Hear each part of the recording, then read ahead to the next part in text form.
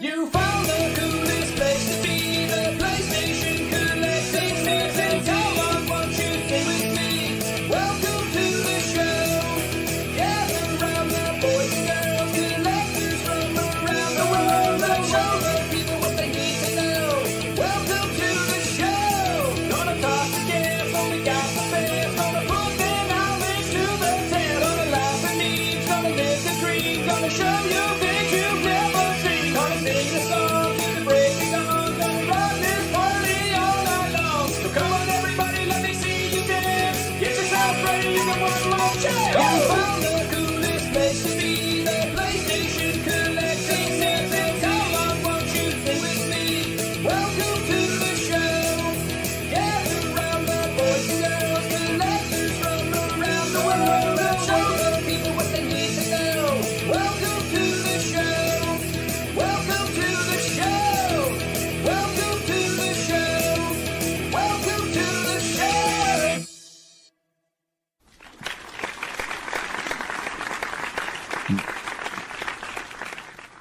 Oh, I almost did good. I've got to take the picture off. Welcome to the show, everybody. It's the PlayStation Collectors Podcast, Season 4, Episode 21. My name is Joe Red. And joining us this evening is, as always, our illustrious co-host, Mr. Figsy. How you doing, buddy? Hey, what's up? It's your own Never sound. gonna Don't not exactly laugh at right. that. It's your sound. I got it from your videos. You act like you've never heard it. And also joining us is Mr. Radical Reggie. How you doing, buddy? Good. You love that theme, huh? Heck yeah. I'm having a feeling you guys don't like the theme, so maybe I'll stop doing the themes. And our special guest this evening is the one and only Mr. Doug Bogart. How you doing, buddy? Welcome to the show. Wow, thanks. Thanks for coming on, man. Appreciate it. Yeah, realizing last minute that I wish I had finished setting up my other room. My other room is all PlayStation stuff because I'm trying to full set PS2, Vita, and PSP, and PlayStation 1. But, I got a ways to go for some of those. But it's all, and I even have like the PS2 like neon retail sign that I got out of flea market. That would have been cool, but you said you're just gonna have to let the Sega invade your PlayStation, PlayStation video. I'm in my Nintendo room, so it's all good. Yeah, I can see it. I have a secret to admit to. The first time on the podcast, my first true love was actually Sega. I was a Sega boy. PlayStation wasn't always around, boys. It didn't always exist. It was a time before PlayStation, and unfortunately, I was around. So I grew up Atari and Sega. So we were like a Sega house, big time growing up. And it wasn't until the PlayStation until I kind of got taken away from that. So yeah, no shame or worry about that. I always, we always say like we're the PlayStation Collectors Podcast. We're all just a bunch of nerds who love video games. So it really doesn't matter. I collect everything if I could. So yeah, that's fair. Well, everything's CD based or DVD based. That's true. No. So it's not that I'm like against collecting cartridges or anything like that. It's just for me, like I explained this before, like at some point in my collecting, I had just like everything, and I do not have space for everything. So I had to like kind of decide to focus on stuff. I'm just gonna focus on CD stuff and PlayStation stuff. But it's still completely gone off the rails. No, I mean I get it. Like you told me before we started, you watched Hellraiser 3 and you loved the Cenobite that just shot CDs out, and you're like, that's me. That's true. That was actually based off me. It's funny that you mentioned that because like I love Hellraisers. I've talked about this, and that third one is like so bad. Oh, it's so good though because it is so bad. But I do like that scene. I like the whole bar scene where he kills everybody in the bar is amazing. I mean, how could you not? It's classic. It's true. Yeah. So where to begin? So first off, I just want to say happy PS5PRO day to everybody. Yeah, came out today. PlayStation 5 Pro did come out today. We're probably like the worst PlayStation podcast ever because I don't think anyone here bought it, right? I didn't get one. Did you get one? Reggie? I I mean, it's a rip off in my head if you already own a PS5. Like, what's the point? Yeah. I mean, Yeah. nothing's really utilizing the system's power like the way I want it to yet. So I don't know, man. It's just not worth it to me.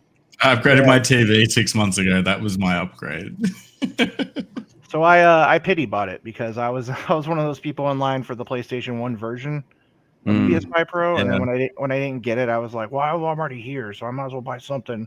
So then I just clicked it, and then I forgot. And then when it came today, I was like, crap, I meant to cancel that. Like I really didn't. And then I don't have the disc drive. I got to go hunt that down tomorrow, so that'll be fun. And I forgot. Like when I opened it, I was like, oh yeah, I forgot they made this horrible decision. So, but yeah, I agree. Like if I hadn't been on that website, if they hadn't tried to trick me into buying one, which they did succeed, I was never going to get it once, because the things they did to show it off, I'm like, I don't really see, like, it's so marginal from what I can tell, like the upgrades that they're showing. And then like, they didn't have a game like Exactly. that said like, this is why you need it. Like there was nothing like really pushing me to get it. So it's more, I got it and forgot.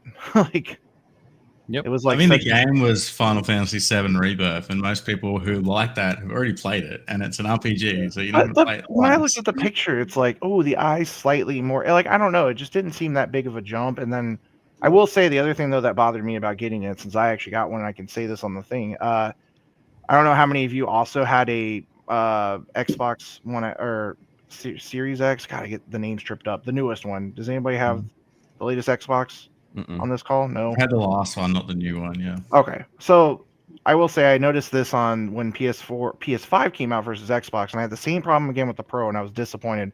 The Pro opening the box experience sucks. It's like the thinnest like outer box, and then it's in a very nondescript white box when you open it. It's just kind of like bleh.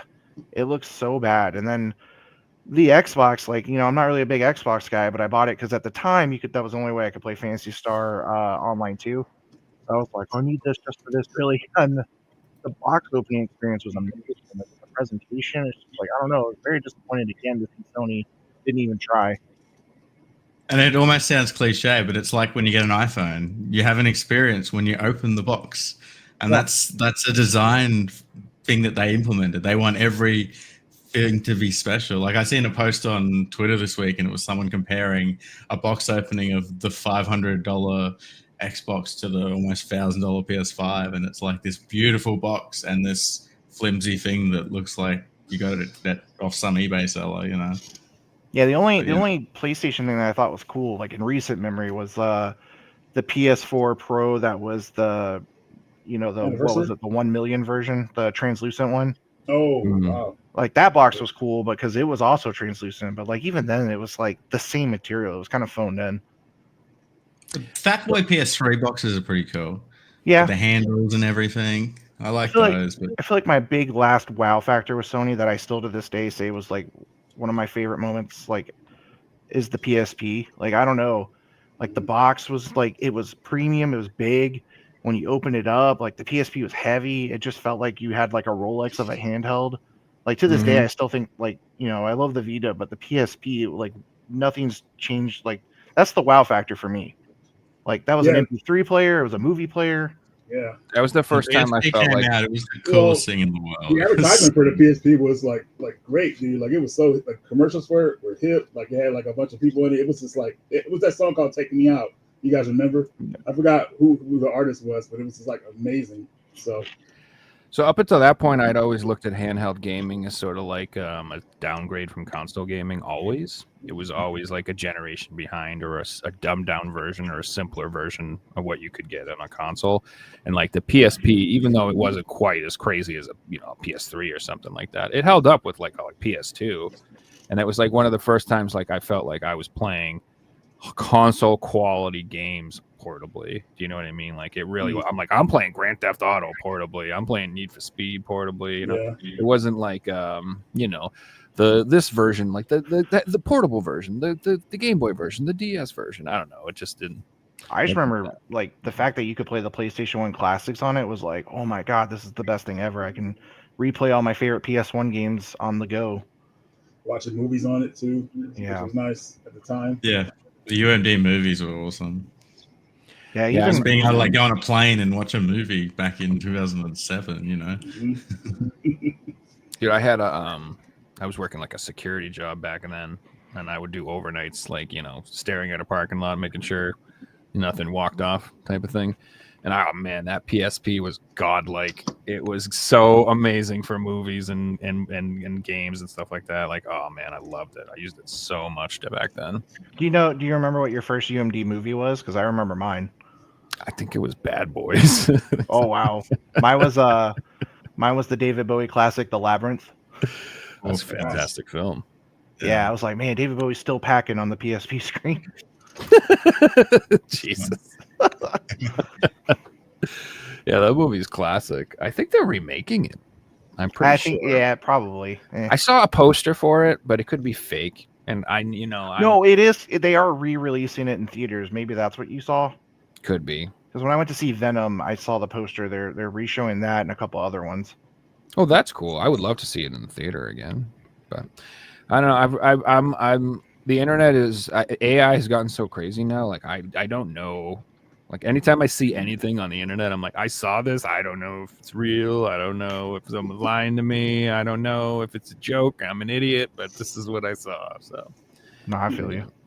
Yeah, but I don't know that movie.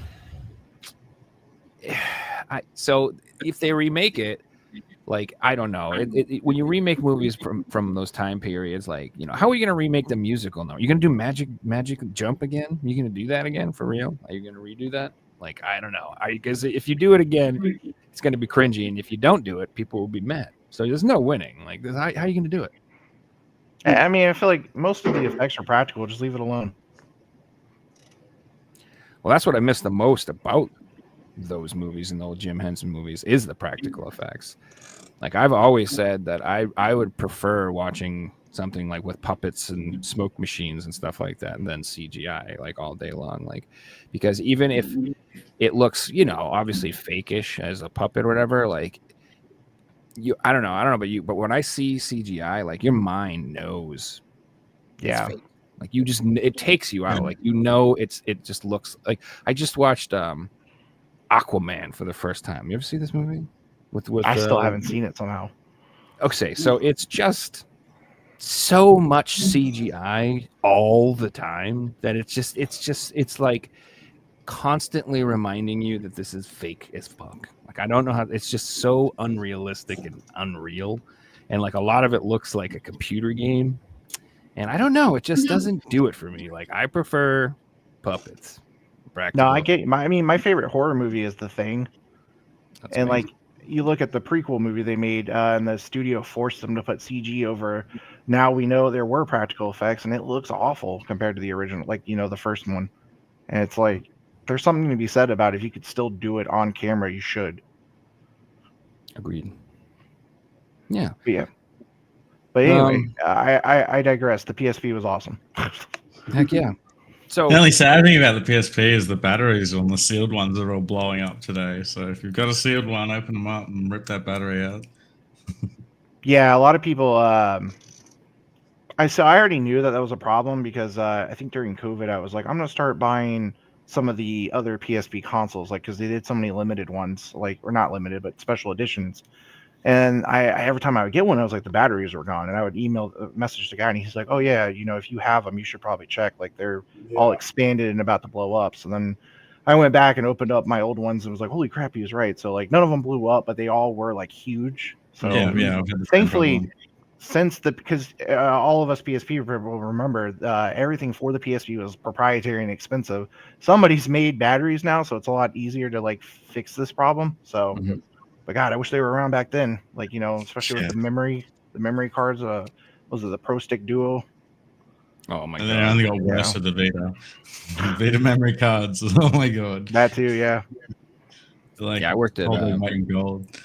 Radio Shack when the Vita was out, and like I remember like the memory cards, like some of them like $150 for the memory cards, and on top of that, the Vita was like $299, something like that, $249, $299. I think the highest memory card capacity for Vita 2 was prone to failures. I feel like think I it was- read that, but I can't remember it, which also sucks because you spend all that money and then it's like, oh, my data's gone. Mhm. Yeah, And I that's just wild. remember you could get into like a 3DS for like $250, and like the memory card was like if you wanted it, you didn't really need it for digital unless you play a lot of digital games. So I don't know, it was just a lot cheaper to get into the 3DS. So yeah, I think that's obviously what killed the Vita. So they Yeah. just went hardcore on that. Like, we don't want anyone pirating our systems, or we're going to make it as hard as possible, and shot themselves in the foot. Yeah, it hurt them in the end.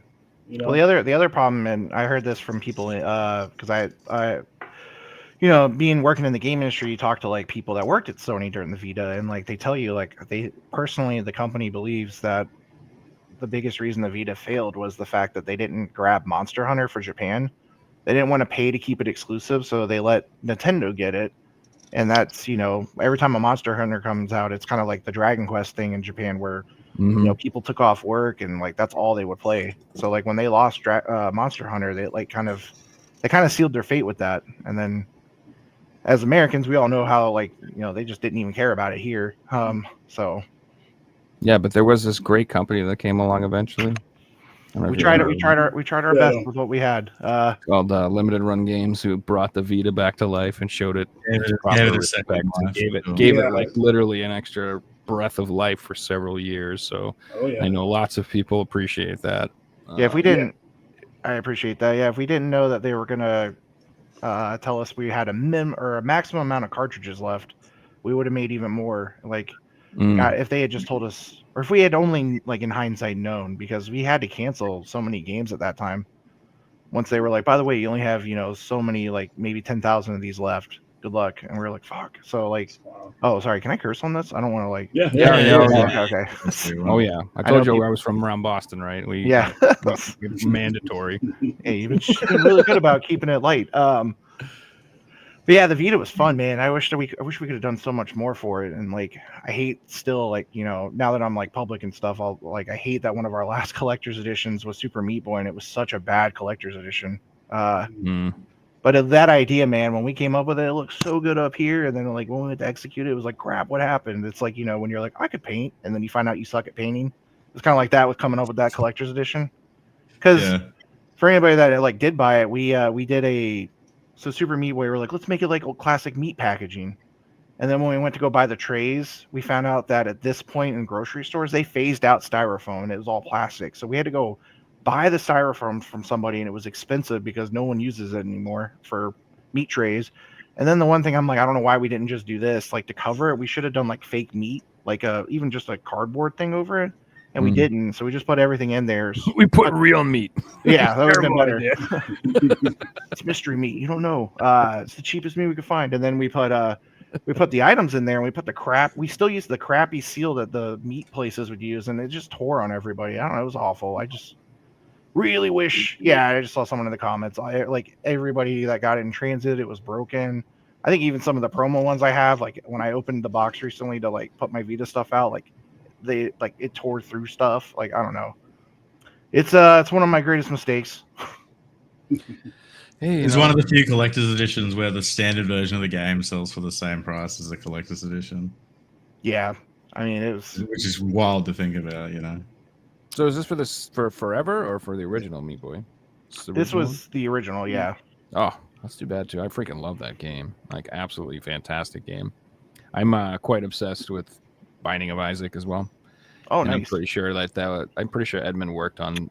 They were, they used to be close. Not anymore, but yeah, I don't know the full scope of that drama, and like it's one of those like subjects when you do ask, you're like, should I ask? And then it's just better not to even bring it up. But yeah, I love that game. Is oh man. So if you're unfamiliar with it, it's like a super hard platformer. Like just absolutely like. You have to be pixel perfect, thousands of saws trying to kill you. Like just it's and I used to remember I used to play that, and my girlfriend would just sit there watching me play, and she'd just be laughing and laughing and laughing and laughing. Have, like stop farming. It's driving you. She's like, the game, right? Get up, it's funny. I'm like, I'm going crazy. And you were probably going one more time, and then it was like 10 more. Yep. Yeah.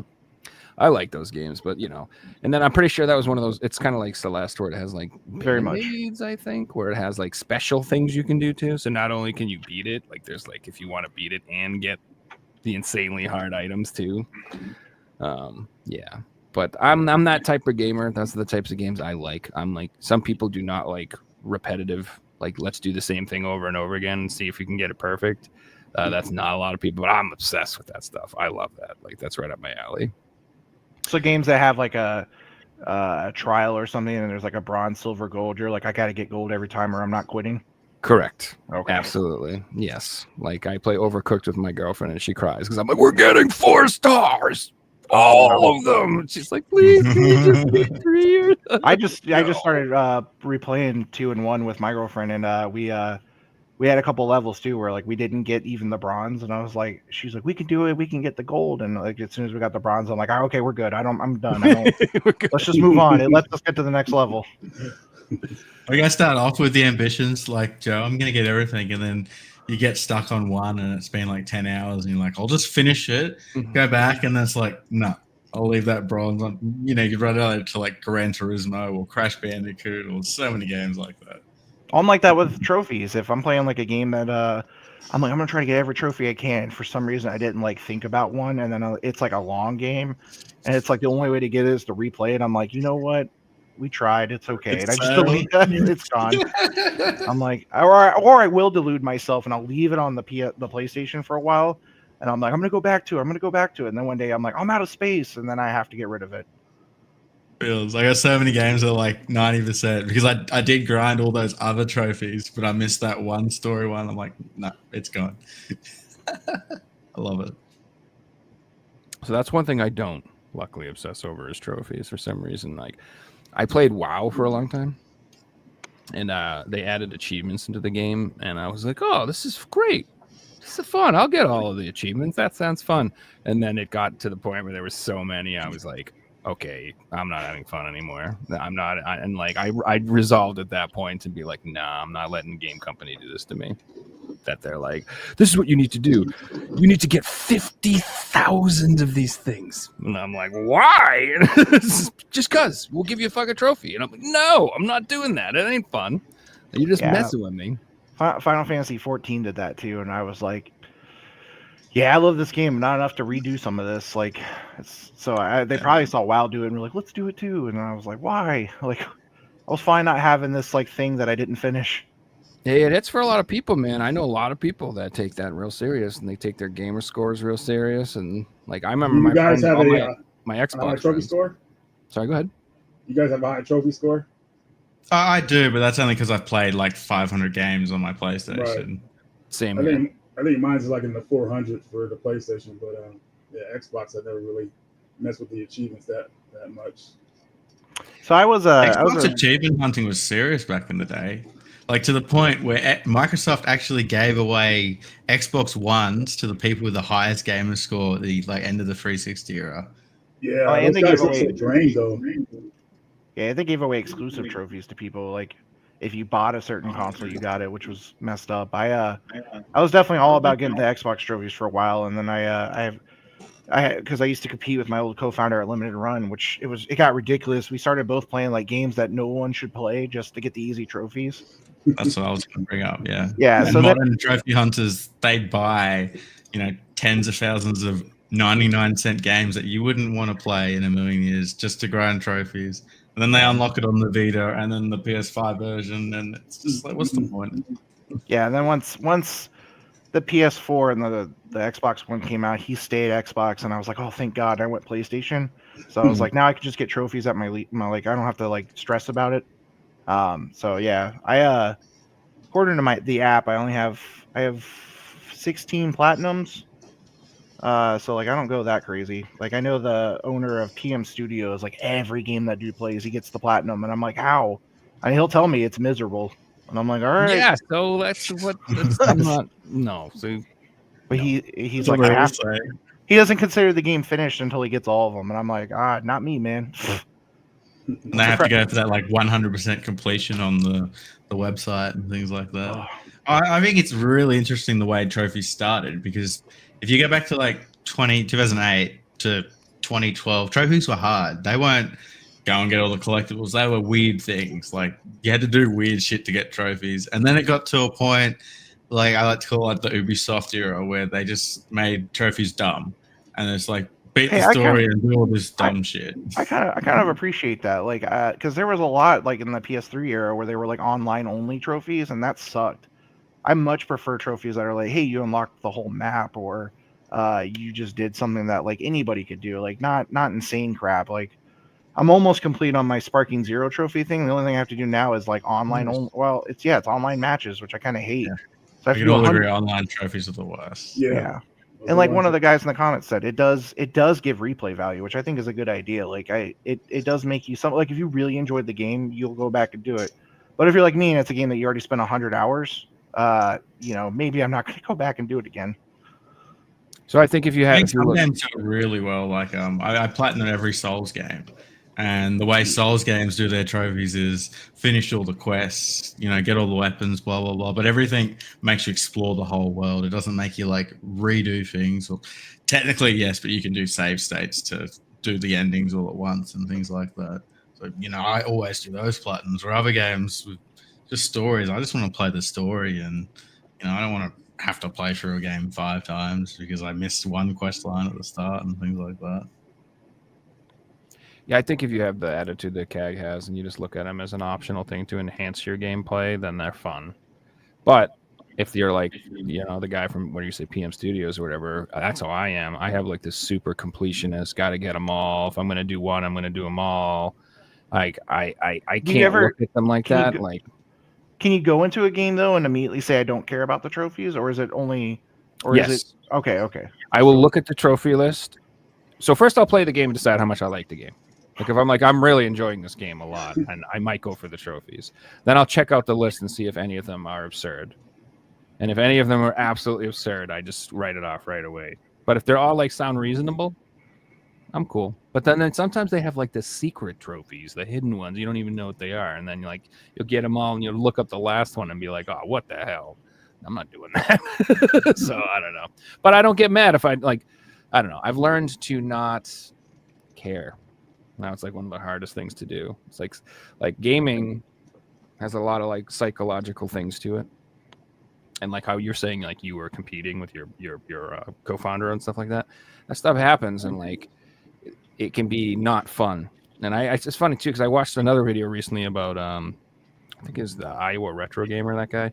He was talking about how lots of collectors, they buy a lot of stuff, and if you're watching videos a lot, it might like compel you to feel like you need to keep up or like compete in that level or be buying the same amount of games they are and all that stuff. And like you can get in your head like that you need to be doing stuff like that. And it's really, you don't need to do that. Like, you could buy one game a year and be a collector and have a nice collection. You don't have, I agree.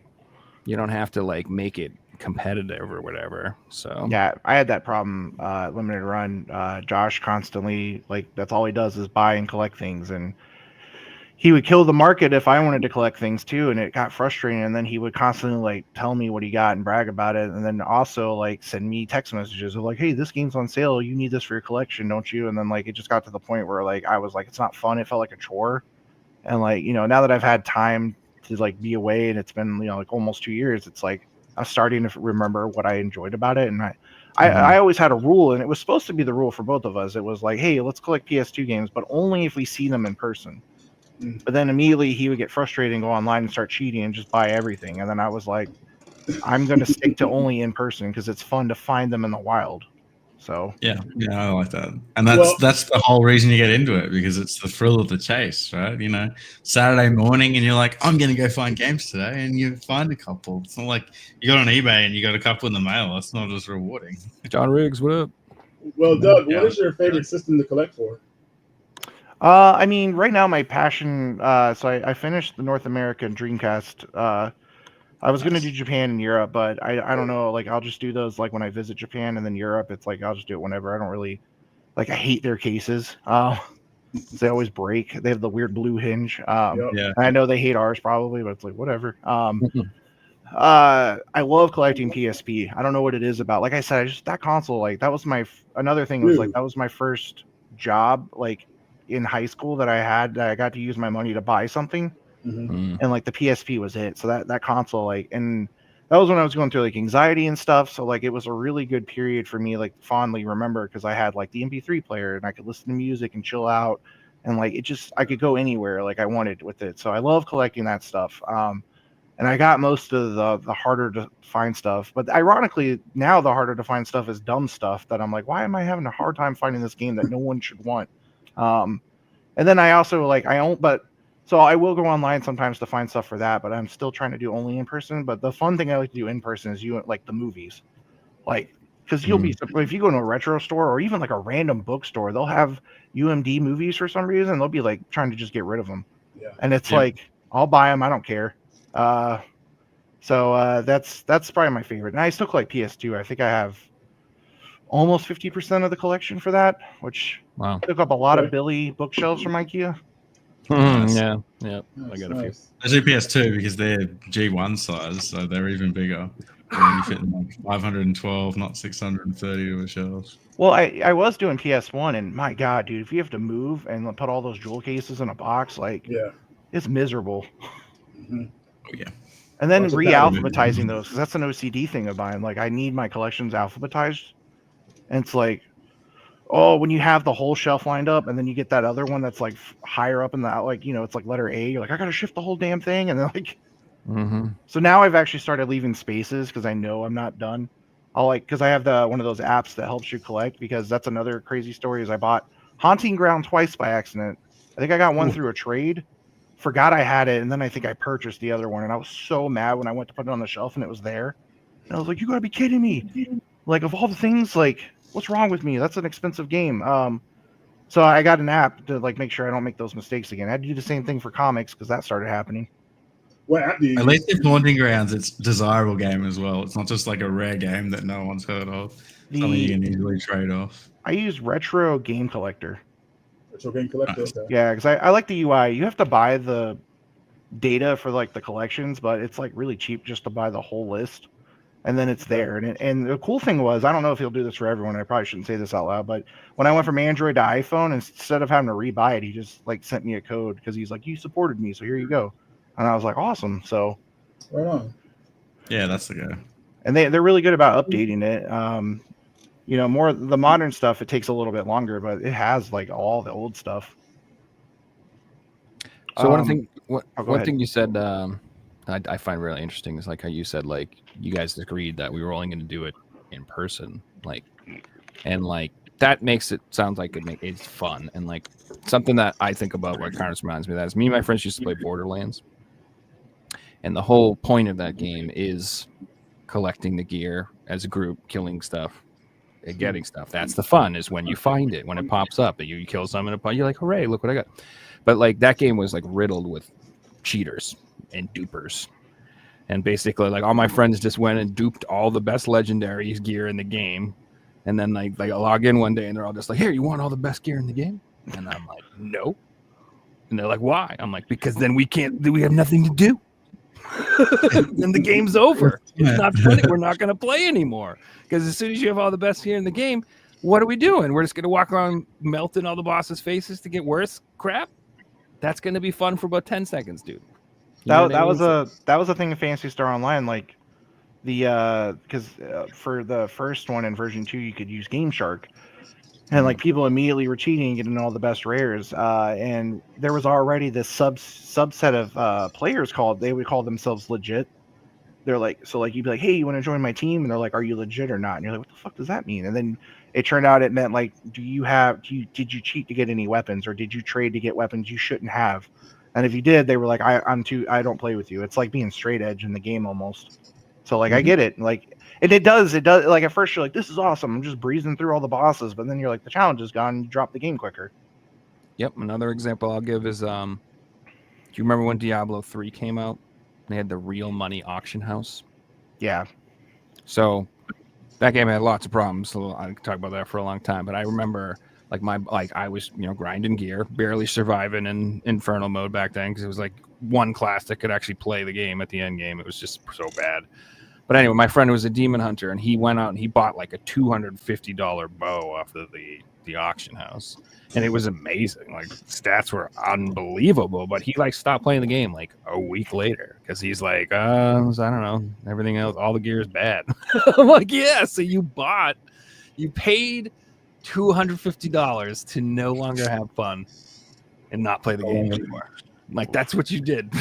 You ruined your own fun. You ruined your own experience. So like sometimes it's not about the end result.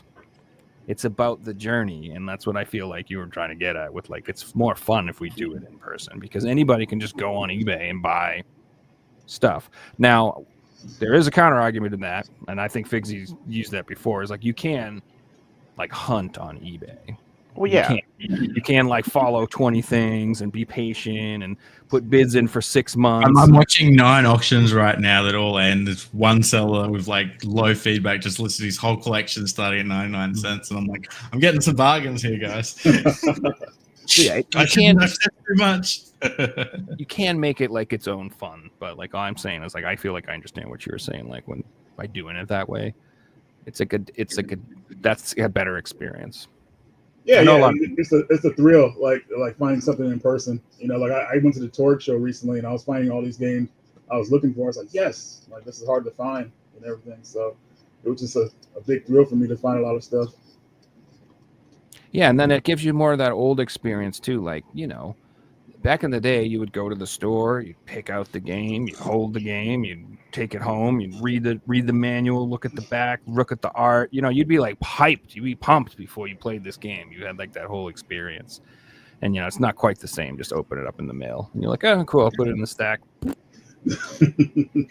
This might be a little bit controversial, but when I'm buying expensive games, and this isn't garage sales, this is like if I'm going to a game shop to buy a specific game, I usually would buy it on eBay because you got all the eBay protection. You know, usually you can see it better. Like I've been in the game shops before, and they won't even let you look at the disc before you buy it, and things like that. And it's just, you know, I've got all the protection on eBay. Sometimes game shops will have prices higher and things like that, and you can have bad experiences negotiating with people in game shops. Not all the time, but when you have one of those bad experiences, you really just don't want to be there and you don't want to spend your money. Yeah, no, that's fair. It is weird when you go to a game shop and they don't want you to look at it. It's like you're a physical like location. Shouldn't I be allowed to hold it for a second? Yeah, or it can be a case of like you know, old NES game and they won't want to open it up or things like that. It's where on eBay they've got all the photos there for you to look at, you know, proving that it's real. Where, you know, you buy it, it's sorry. Goodbye. You gave me the money already. So what have you been doing lately, Doug? I know you started a new company. I remember people, if you're not familiar in the audience, Doug helped find limited run games, but he's started a new company called Rockit Games. Let's talk about that a little bit. Yeah.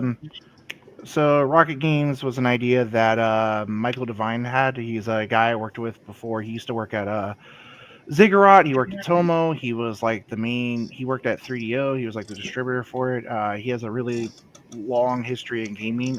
We got along really well when we had to work together when I was at Limited Run, and he heard, you know, like, hey, you're no longer there. I'm thinking about starting up a new publishing company because I've always worked for somebody else. I want to work for myself. And he's like, you know, it's going to be like a normal publisher. Like, do you want to join the team? And I said, sure. I was like, well, what kind of stuff would you like me to do? And he was like, well, I'd like you to, like, you know, help pick games out for digital and physical releases. And the one thing I made clear very early on is that I don't want to just be another Limited Run. I was like, I've already done this game. I don't like the FOMO thing. Like, it doesn't really, it's not what sells anymore. I don't want to do this. Like, if we do it, I want to say like, hey, yeah, our games will be up for a limited pre-order period. And like, if there is a collector's edition, that part will actually be limited because, you know, for production reasons, you can't just have that up. But for the standards, like I want to support places like VGP. I want to like get it into retail while retail still exists. I want to take full advantage of like doing that. And I want to do it smart. Like, you know, I had this problem when I was at Limited Run. Like Best Buy would say like, hey, we want 10,000 copies of this game.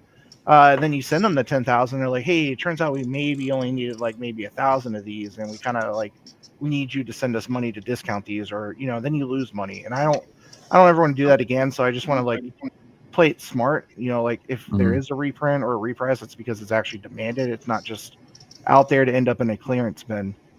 So that was the whole thing there. And then like, yeah, we just did Croc recently. That's done extremely really well.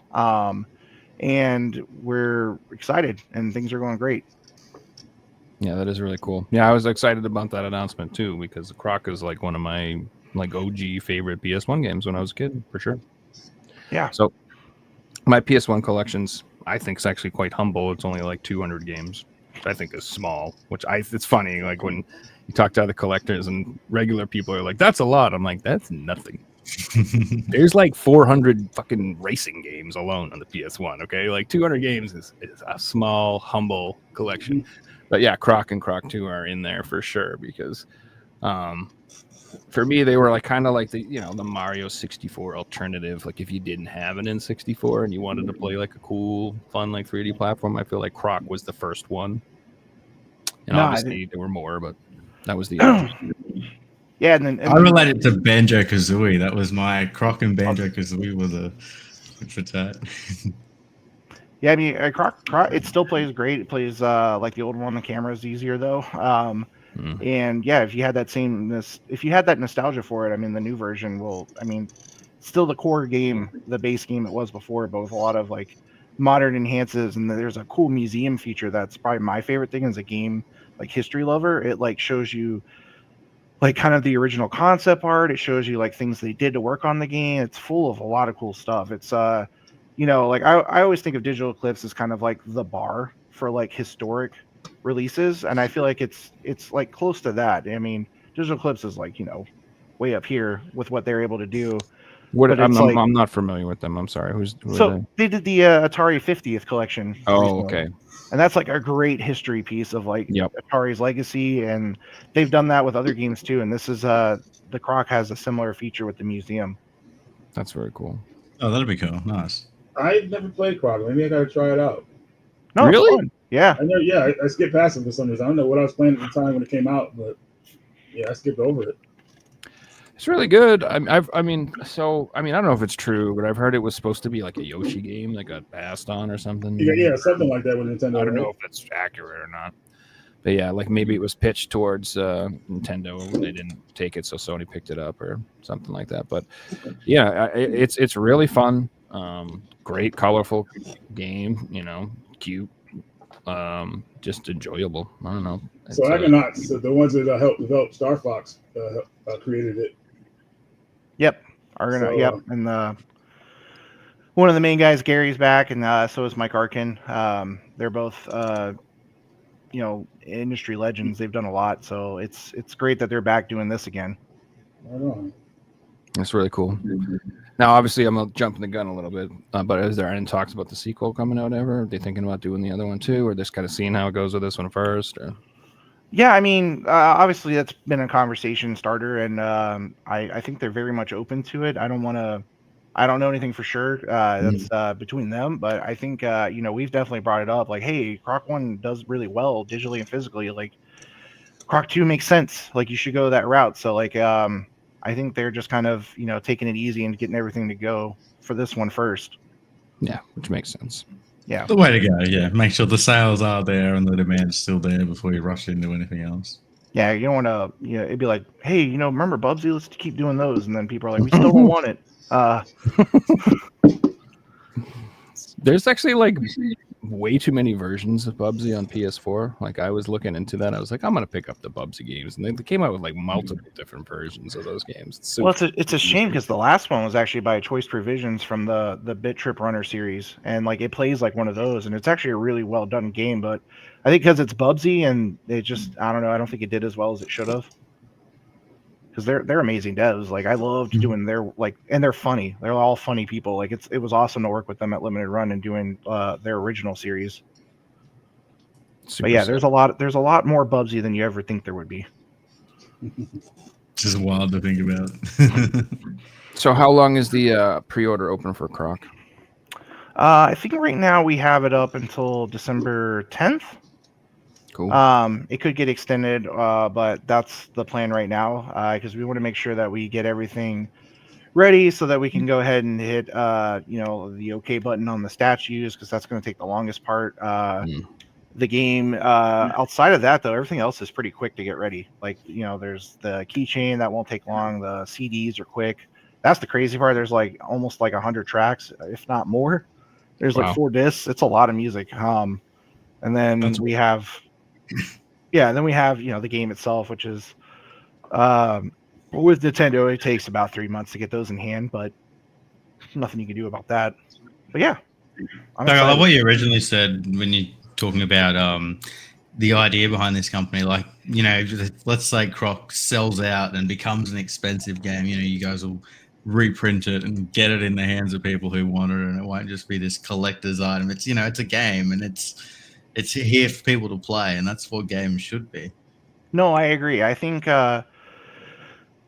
limited, when we there will be conflicting things about how limited runs goal and whatever it is now, like, but when I was there, I always understood it as like it was needed, like we had to be limited because we didn't want to be one of those companies that made a game, made too many, and then we went bankrupt right away. It was like we literally had no money, so we were like, hey, let's just print like a small amount. If it sells, great. If it doesn't, but then once we got to a certain stage, the argument internally was always like, why isn't this pre-order?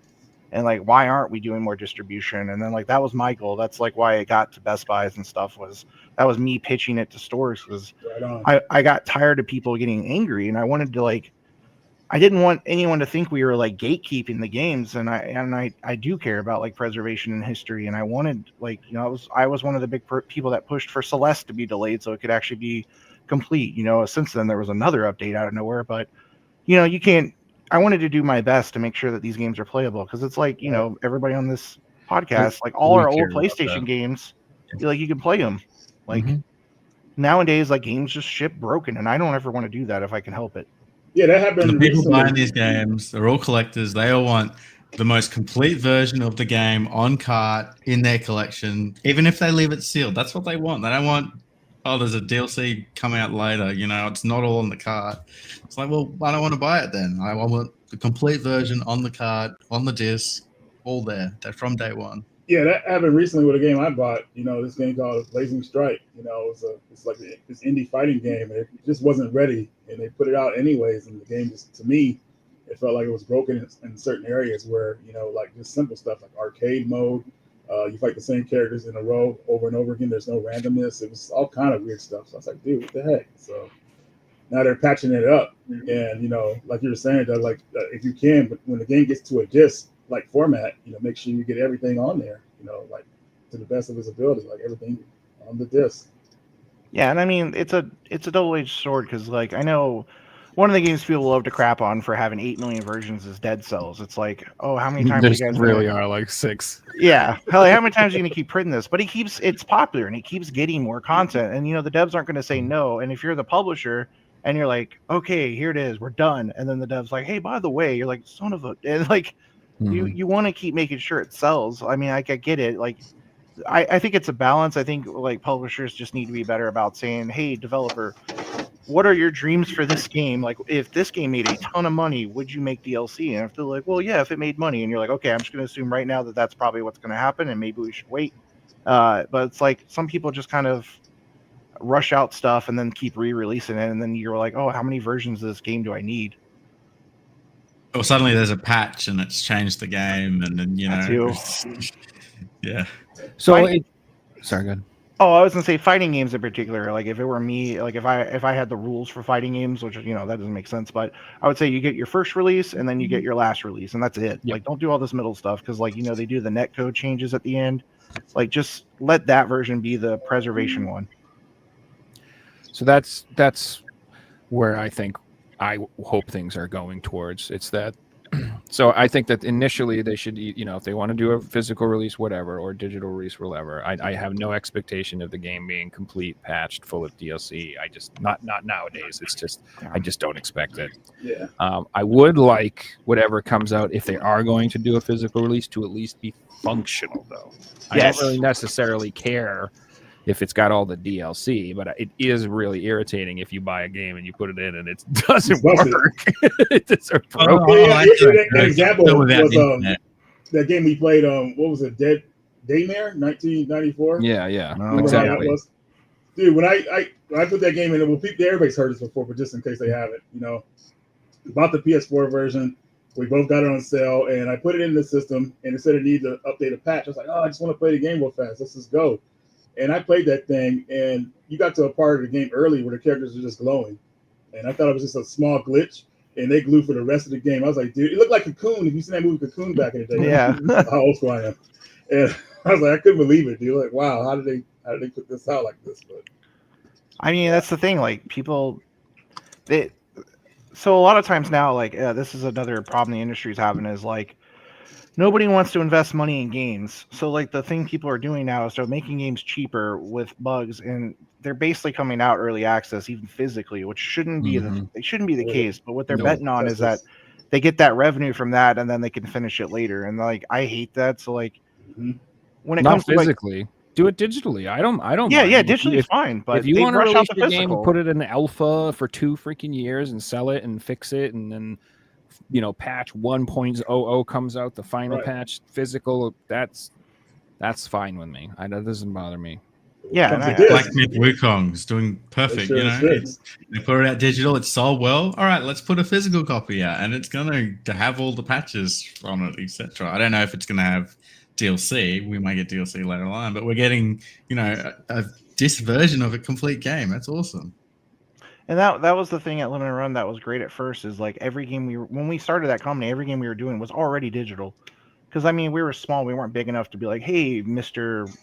Whoever, are you about to make a really big game? And like, are you? Oh, we'll be physical day in, day one. Like that wasn't the goal originally. The goal originally was like, let's take games that clearly didn't get physical for one way or another and then do it. And then that's the version that got preserved. It's the one everyone's already been playing, not this weird new version that no one heard of or like hadn't even tested yet. And I am grateful that there's companies now like, they were aggravating at Limited Run originally because it's like, oh, I don't need you to nitpick and point out all the mistakes we're making. But like, does it play? That's like a great Twitter if anybody wants to find it. Like they test all the games that come out on disc. And I've even talked to them now and said like, hey, before I release something physically, would it be cool if you played what's available digitally? And like, I'll even pay for it. Like, tell me if you find something because they're playing games kind of like I used to when I was a tester. I've had to like break myself away from that, like, so I can enjoy games again. But, they're looking for weird things. And like, they find a game breaking bug. Like it's better to find that out before you press it. So I'm grateful that there's people doing game this now. testing. Like game testing isn't a thing like it used to be. People used to be employed to test games before they came out. Now they get released and there's patches. Like it's crazy, Yeah, and I will the say, customer's the tester. There are certain people out there that have this magical like ability to break games too. Like I swear, I had a friend who when we used to play WoW, like when we weren't raiding, he would just try to break WoW, and he would try to like make the devs mad, and he'd be like literally like he would like break into some sort of the map and be in this dungeon you weren't supposed to be in, or an undeveloped area that's you're not supposed to be in, or he'd go underneath the map and figure out ways to hack through the city, and like he would do all this crazy stuff. And like it's funny because like half the time they would be like, oh, thank you for letting us know, and half the time they were like, you're banned. Yeah. 3 weeks, don't ever do that again. And he's like, but I was just trying to show you. And they're like, we don't want to know, stop breaking everything. God. But so like that kind of stuff that's happening in WoW, if that happened to like an offline game, like that's not so bad because it's like he broke the game in a way that's not normal, and it's like maybe it's fun for speedrunners or something like that. Like that's a different kind of bug that I could be okay with. It's like, like Reggie was saying, if all my characters are glowing for some reason, or if I'm walking like Sonic 06 and I fall through the level, like that's a problem. Like I can't play the game the way it was intended. Like, if somebody mission doesn't work and you can't complete it or something. Like honestly, I this was kind of I don't know if this was my PS4 or PS5 finally like screwing up all of a sudden, but I was kind of glad the Pro came in today, even though I like wish at the same time I hadn't wasted the money. But it's like my PlayStation right now, it's like the one I was playing on it. If I kept the game in standby mode for too long and kept playing it, it stopped saving. It would tell me it's saving, but it wasn't. So I was like playing Skyrim, and I did like a whole day's worth of bullshit because like Skyrim's like my reset game if I don't know what to play. I'm like, let me go to something familiar, and like all that stuff died. And then I've been playing Dragon Age, and I just did a whole bunch of quests on that too, and some of them were miserable. And I was like, oh my god, they're gone. So I'm like, I don't know. It's like, and that's probably like a weird bug that nobody would test because you have to leave your game in standby mode for like a week. And it's like, we didn't have this problem before because I'm sure you guys did it too on Super Nintendo. We didn't have saves sometimes, so you left the console on and just turned the TV off. Mhm. Yeah, that was when the you original first get a standby. PS1 and you don't get a memory card because your parents. That was don't me. realize That was it me on comes with it. PS2. So all my friends had PS2s, and I kept having to ask my dad to rent me one because I bought Grand Theft Auto 3 thinking for Christmas I would get a PS2, and it was like, no, too bad, kid. So I kept getting him to rent me one, and for some reason I wasn't smart enough to buy a memory card, so I had to leave the PS2 on like all weekend, and then finally he got sick of renting it and bought one. But that was me. I love it. So many people are the same though. Like how many PS2s died because they were just left on for like 4 days straight? Yeah, I've that's something I don't think younger kids will ever understand how painful it was when you would be playing like an RPG on the Super Nintendo or something. 3 hours deep, you're in the middle of a dungeon. You got like maybe 20 minutes to go, 20 minutes to a save point, and then your mom's like, "All right, we're leaving." And you're like, but I need like 20 minutes to like shut off that stupid game and get in the car right now. You just be like, no, I need to get to my bed please. to save it. 3 hours. Like, you can't just sit. And then, like you said, you'd be like, all right, you just like hide, like cover up the power thing with a sock, turn the TV off. Turn the TV off. And just like, Yeah, that was me. Hope nobody notices I'm leaving this thing on. That was me on Get home, you can hear the fan spinning. That was Alien versus Predator on Super Nintendo because it's a beat 'em up. I got all the way to like the Queen Alien finally at the end, and that took like the whole day. And then my parents were like, "Oh, we got to go to the store, and you're coming with us." So I was like, "Oh my god!" So and then like I covered it, and then like I don't know how, but God hated me that day, and there was like a power outage. So like when I got back, the clock's flashing, and you're just like, "Oh no!" And you run to the console, and you're like, "Like it's off." But yeah, that's heartbreaking. But they did do things for games though, for people that didn't have memory cards, and they had things like you beat a level and a password would pop up, and you put the password in and you start at that level, things like that. And I remember Mega Man; those passwords were long. You'd have all the paper, and you write them down. Yeah, nowadays it's amazing. You could literally just like pass out with a bottle of Jack Daniels in the hand, wake up 3 days later, and be like, "This is right where you were." You're just like, "Oh, thanks, sweet." But my problem now is that like if I take breaks in games and I go back to them, I never remember what the hell I was doing. Like Same. I have to start games over because I'm like I'm like I did that with System Shock, the new System Shock. Oh man, I was like super lost when I was playing it to begin with, and then I took some time off and went back to it, and I wandered around for like 3 hours, and I'm like, I have no idea what. You remember what floor you were on, man?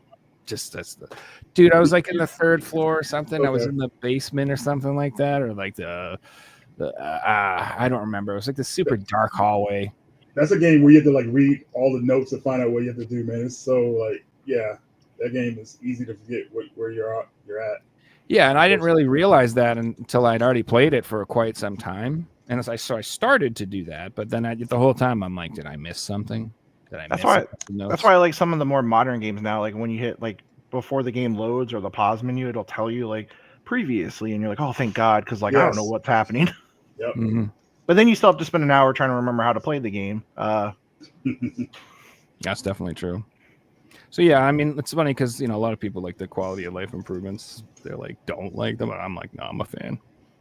No, I like them. I mean, it makes you appreciate what we went through too. Like some people, like you said, they don't get it. Like they're like, oh, this is the new normal, and I'm like, this is crazy to me. Like the fact that we can do this now because it's so much harder back then.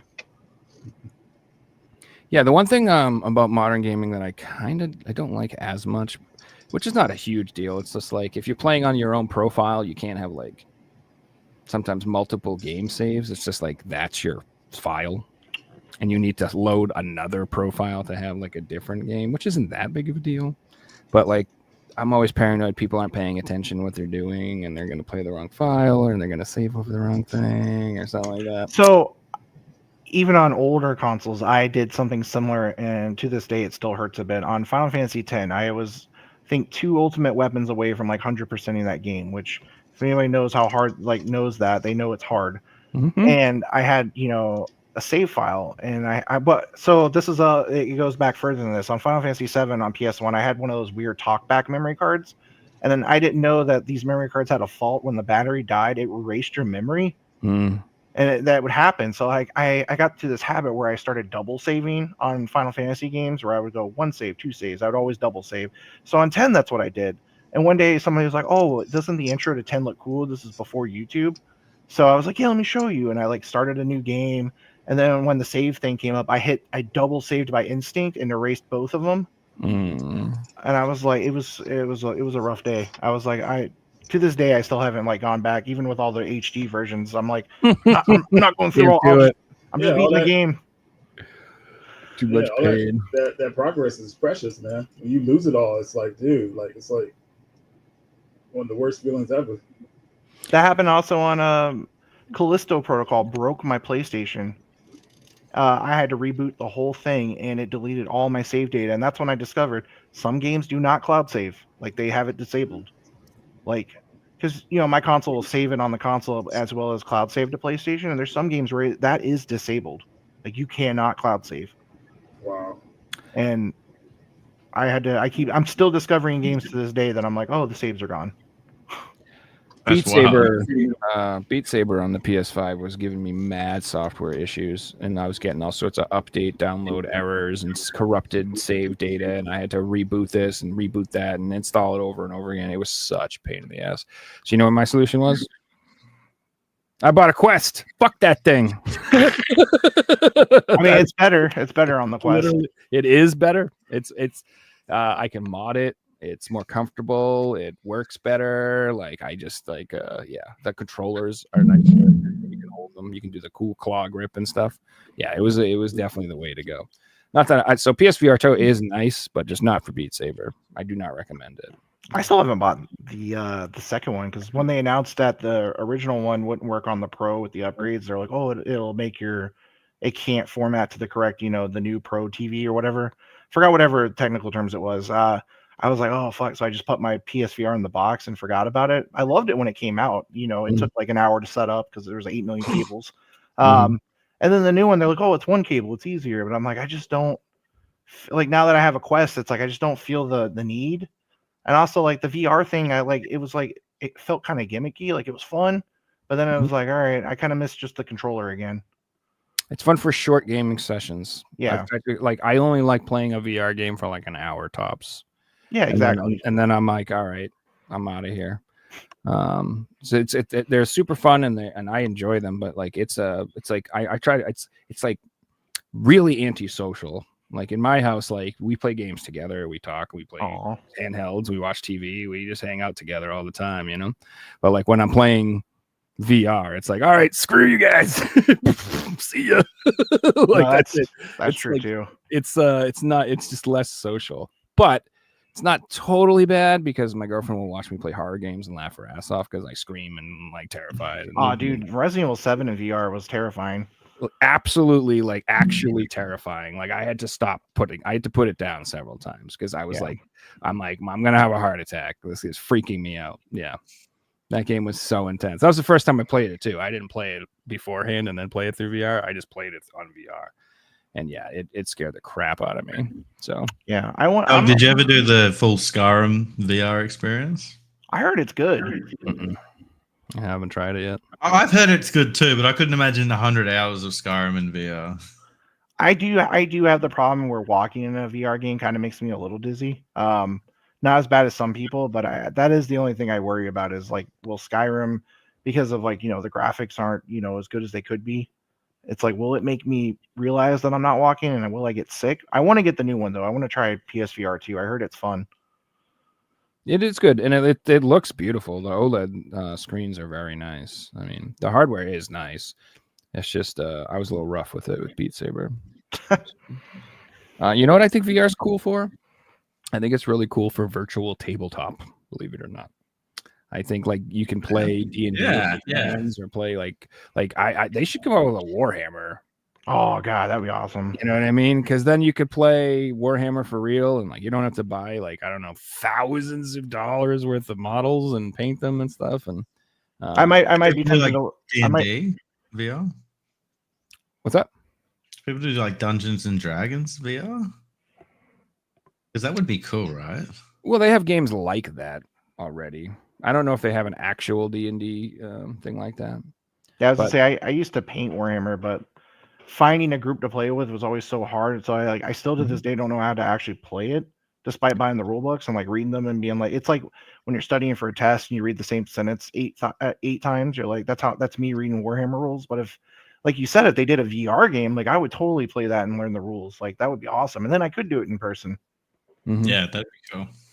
And it's like those things, you have to play them rather than just, reading through, and it's not the experience of meeting up with a group who've played it 100 times. Like, oh, well, actually, this is how we do it because this makes more sense and blah, blah, blah. Yeah, and then you're nervous because you're like, I'm the new guy. They got to like slow their game down for me. Yeah, I felt that. Because I got to meet people, leave the house. Yeah, all VR games that avoid having to walk around are really good. Like if you can figure out a game play loop where it's like you're sitting at a table, or you're sitting in or Until Dawn, you're sitting on a roller coaster. Just go. You're on the roller coaster. You know, that was one I got that I loved. Yeah, ones where they figure out a way where they take away the free motion element are better. Until you get into the realm where they have those like new devices where you're like strapped in on a 3D treadmill and you're running around and like all that. Once they get to that point, sure, then that'll be up to snuff. So, well, I remember in the 90s when I was a kid, Dave and Buster's had that. They had like that really bad VR game. If you look it up now, it's like, oh, we thought this was great, but it looks horrible. But it's like you had a little thing to run on. I just remember I was like, this is the future, and then it felt like 10 years went by and nobody talked about VR for a while. But I agree. I mean, the staying in one place thing seems to still be the best for now. But yeah, when they make the portable treadmill thing for us, that'll be amazing. Heck yeah, we'll be in some giant hamster ball running around in circles and shit. Like, yeah, now we're talking. That's what it'll be all about. This is my human cage where I run around in. Did you guys? Oh, you guys weren't Xbox people, so you didn't have a Kinect. I had a Kinect for a day and was like, I hate it, and returned it because it was so bad. I've probably sold 100 Kinects because Kinects are the cheapest 3D printers. Wait, really? Or 3D scanners or something. Yeah. Oh, wow. I didn't know you could use it that way. That's crazy. Yeah, so I always pick them up and sell them. They sell like hotcakes on eBay. Dang. So it's weird, right? But it's got a use these days. Yeah, I didn't even know. So I wanted to shift gears a little bit. Another topic. Did you guys see the announcement for the Switch 2 and how they said it was supposedly backwards compatible because it will play Switch 1 software? Did you see that they said that? I thought they came out and said hardware as well. I thought they addressed that. I read something, but like you said, do you believe what you read on the internet these days? I saw the post from the president, and I thought that he just said that it plays software. And that's why I was like at a huge question mark about it, because that doesn't mean it works with Joy-Cons. It doesn't mean it works with the Pro controllers. It doesn't mean it works with cartridges. It doesn't mean that it works with the dock. It doesn't mean... that means it works with the Switch Online games you purchase will carry over to the Switch 2, yeah. So as far as I know, like we're not onboarded for Switch 2 yet. And like all I know is through the grapevine and what I know from like talking with people at Nintendo. Like obviously they're not going to tell me flat out, but they've always done like that weird, like it is our goal to have the original games playable in every format. Like they always say it that way. So it's my suspicion that the cartridges will work, and what they're going to do is similar to like how DS to 3DS worked. Like they're going to make another cartridge that hopefully is cheaper to produce and has more space. But the old one will still work somehow. Like maybe there'll be like an adapt. Like I don't know. Like it'll fit both versions. We'll see. I mean, I could have, that could have just been them blowing smoke up my butt. But I get what you're saying though. Like the way he worded it, it is up for speculation. Like I know. It's like, can you just give us a straight answer, sir? Well, is this thing speculated to come out for like next year? Sorry, go ahead, Reggie. Is this thing speculated to come out for 2025? Yeah. Yes, I think the latest thing they said was they have no plans on announcing it before April. Dang, man. Who knows if that's accurate? But like Doug said, they never say what they're going to do. They say we have plans, we want to, we're intending to. You know what I mean? They never commit. Well, because they announce people will plans, I crucify mean, them if they don't make these dates. So that's why they probably don't. I get it. right. Well, maybe if they do announce plans, it might hurt sales of the older system because then people I get mean, excited. Oh, I'm they're definitely counting on the holiday sales for Switch right now. So I get why they're okay. not doing that. And then Right. it's like 3DS. 3DS sold like it was like what the best selling console for the longest time. Like they're hoping to milk Switch for as long as they can. So the more quiet they are, the better it is for the actual Switch for now. And then maybe too, it'll give them like because like you gotta remember like Switch launched with Zelda. Like it was like amazing. Maybe maybe they got something amazing that's just not quite ready and they're waiting for that. Like Right. So I'm So- hoping. I'm hoping they Well, come we out. got new Pokemon coming out next year. oh yeah, too. And I'm pretty sure that the leaks have said that it's going to be exclusive to the new system, whether you believe that or not. I just wanted to add, if you look at it from like a logistical standpoint, cartridges are a lot more expensive to produce than discs, for example. And the Wii and the Wii U use discs, so it's not like Nintendo is scared of going back to a disc system. But I can't if it's portable again, which they clearly are stating like it's going to be very similar to the Switch. I mean, portable discs don't really work Yeah, that super doesn't well. work. I mean, look at the PSP; it had to do the weird UMD thing to make it work. So, Yeah. oh, it'd be cool if they resurrect mini discs somehow. Like I don't know, like, but they won't. They have a whole new technology. Yeah, UMD movies will play on our new system. That would be insane.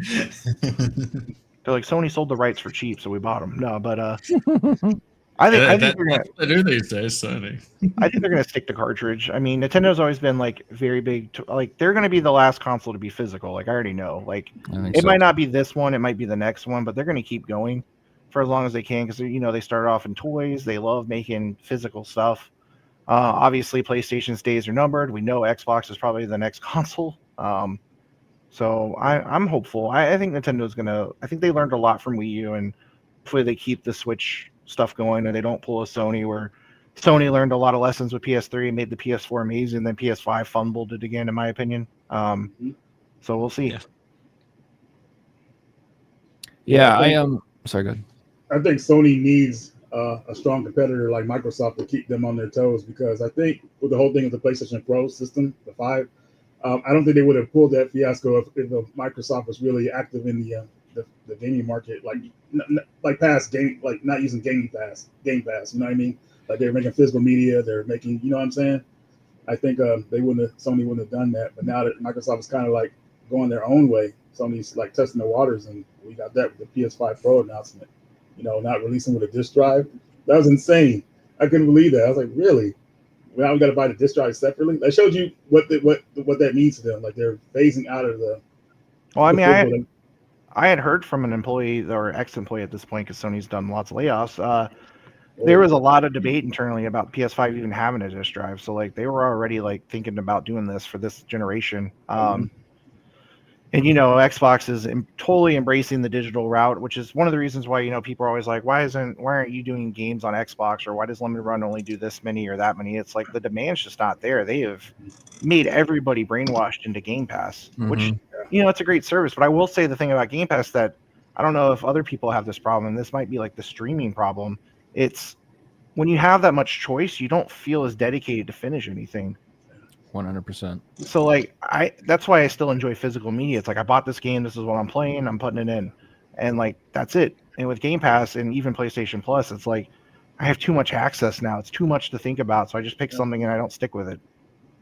So while we're on top of the Game Pass, I just wanted to bring out the new Call of Duty just came out and it's on Game Pass if you've got it. I would love to know the decrease of sales that PlayStation have got because people can just play it on Game Pass. Like I'm in communities where they're not collectors, they're just gamers, and they're all talking, why would you buy COD? It's free on Game Pass. Like it's an obvious decision. It's almost like you'd be stupid to buy it full price because you can play it the cheap way and then you can stop after a month.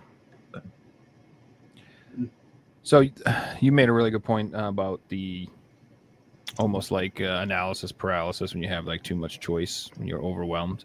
Like Gaming Off the Grid, those guys, they like just made like a video about why they collect physical and why they prefer that. And that's they hit on that point too. And I think it's real too, as somebody who's like I got into emulation a lot. It's like once you have 100 games at your fingertips, whether it's through the digital service or in your hand or whatever like that, it is really hard to commit to playing a whole game from start to finish and beating that game. I don't know what it is, why it is psychologically, but it's just so easy where if you die a few times and get frustrated, you're like, fuck this, I'm playing something else, boop, playing something else, boop. Like it's so easy to just hop around. Whereas opposed to, like you said, with physical media, where you go out and you find it in the wild and you exchange money for it and you hand it to you and you hold it and you look at it and you read it and you check it out and you watch some strat videos on the way home and you know it, the whole experience is like you put it in the console. There's so much more of a commitment there now. Because it's real ownership. Mm-hmm. Like that is yours. Yeah, and you want to now get the full experience out of what you purchased because you're invested in it. You've sunk a cost into it. You know. I mean, it's like the whole Blockbuster versus Netflix thing. Like when we were younger, if you rented a movie from Blockbuster, it didn't matter if that movie sucked. You were finishing it. You were watching it. Yeah. Netflix now, it's like, oh, this movie sucks. Let's go spend an hour arguing about what else to watch. It's like it's just, and that's how physical games feel. Like that's the nice part of it. That's how I consume music these days. Like back in the day, if I bought an album, I'll listen to the album. Today, I listen to the one song and then go on to something else because I've got every song in the world on my phone, you know. So I get the browse. I felt like I heard something big fall in my house. I'm worried. I hope it wasn't Krampus. Oh man, He's here early. I just put a giant Krampus out on my deck or on my front porch. Mm-hmm. God, if he fell over already, I just did it. Anyway, what I was gonna say is the Spotify thing. I have the same problem where I'm like, what do I want to listen to? And I'm like trying to drive somewhere, and I'm like, this is taking forever. But like with new albums, especially if it's a band I like and they did a vinyl, what I do is I go sit in a room where I have my record player. And there's nothing else in there except maybe books, and I put it on. I sit in a chair and I just finish the album, and I actually do enjoy it that way. yes. Because like streaming music now, it's like, oh, I don't like this song, skip. You can't do it with a vinyl. Not easily. All the way through. So I that's why I still appreciate physical stuff. Like there's still a sense of ownership and a sense of like you're gonna commit to it more so than you would something that's just kind of exists in the ether.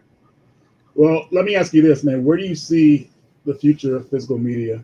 You know, video games, vinyl, things like that. Like, what do you see it probably in the next 5-10 years? I see vinyl sticking around because it's still popular. It's getting a little oversaturated though. There's so much junk vinyl, and like, you know, you have these like random giant stars now, like, you know, no offense to Swifties, but it's like a lot of their audience probably doesn't collect vinyl, and like she took over the vinyl she took over all vinyl production for a little while, and so did Adele, and it was like really hard to get vinyl made for a little while at one point. But I think vinyl's going to stick around. I see VHS coming back, which is fun. It's going to be a gimmicky thing, like, you know, because, you know, there's arguments to make with VHS. Like we had this internally back in the day, which was like, you know, during Rogue One, when you see Grand Moff Tarkin, you're like, oh, this looks kind of fake. And you see Princess Leia, and you know it's not them because they're dead. But honestly, if you'd seen it on VHS, it probably looks pretty realistic. So I think VHS brings back that fun nostalgia. I see CDs probably staying around forever because they're dirt cheap. People are going to keep doing them. Right.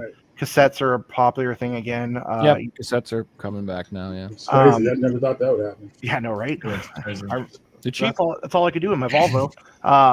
I think games, though, unfortunately, it's going to become like someone's just saying, like a collector's market. Like it's going to be harder to find with retail dying. Like I know you guys have experienced this. Like I used to work at Best Buy for like a decade, which was awful and a lot of trauma there. But if you go into Best Buy now, that game section, man, it's like every time I go in, it's getting smaller and smaller. It's not stocked. Like they don't care. Like even Just Target. Dance, NBA 2K2. Yeah, like Target doesn't restock. And they're all full price. You know, you don't have clearance games anymore. That's not a thing. So we're gonna go through this weird transition period where like you already have like 8 million different like limited run type companies now, and a lot of bigger publishers even just doing online sales. We're gonna have this weird transition where physical media is still around on games, but it's going to be online only almost because retail is just going to kill it, except for your mom and pops. Thank God for those. And then at some point, those game companies are going to just kill physical media. And then what's going to happen is a collector guy or somebody with money that remembers this is going to start his own console and get indies to support that. And then I think Evercade or something. Yeah, and then I think that's gonna be where it is. But we still have probably at least a decade before we're like in Before the you see that. apocalypse. Yeah. Yep. That's what how I I feel think as too. well.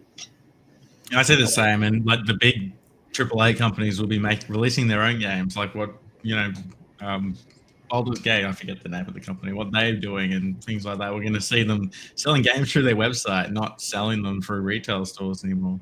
For one, they're getting all the profits. They only have to logistics themselves, and they can do it these days. They can go on Twitter and make themselves known to people and get their name out there. They don't have to go through Walmart or Best Buy. And it's an interesting world, that's for sure.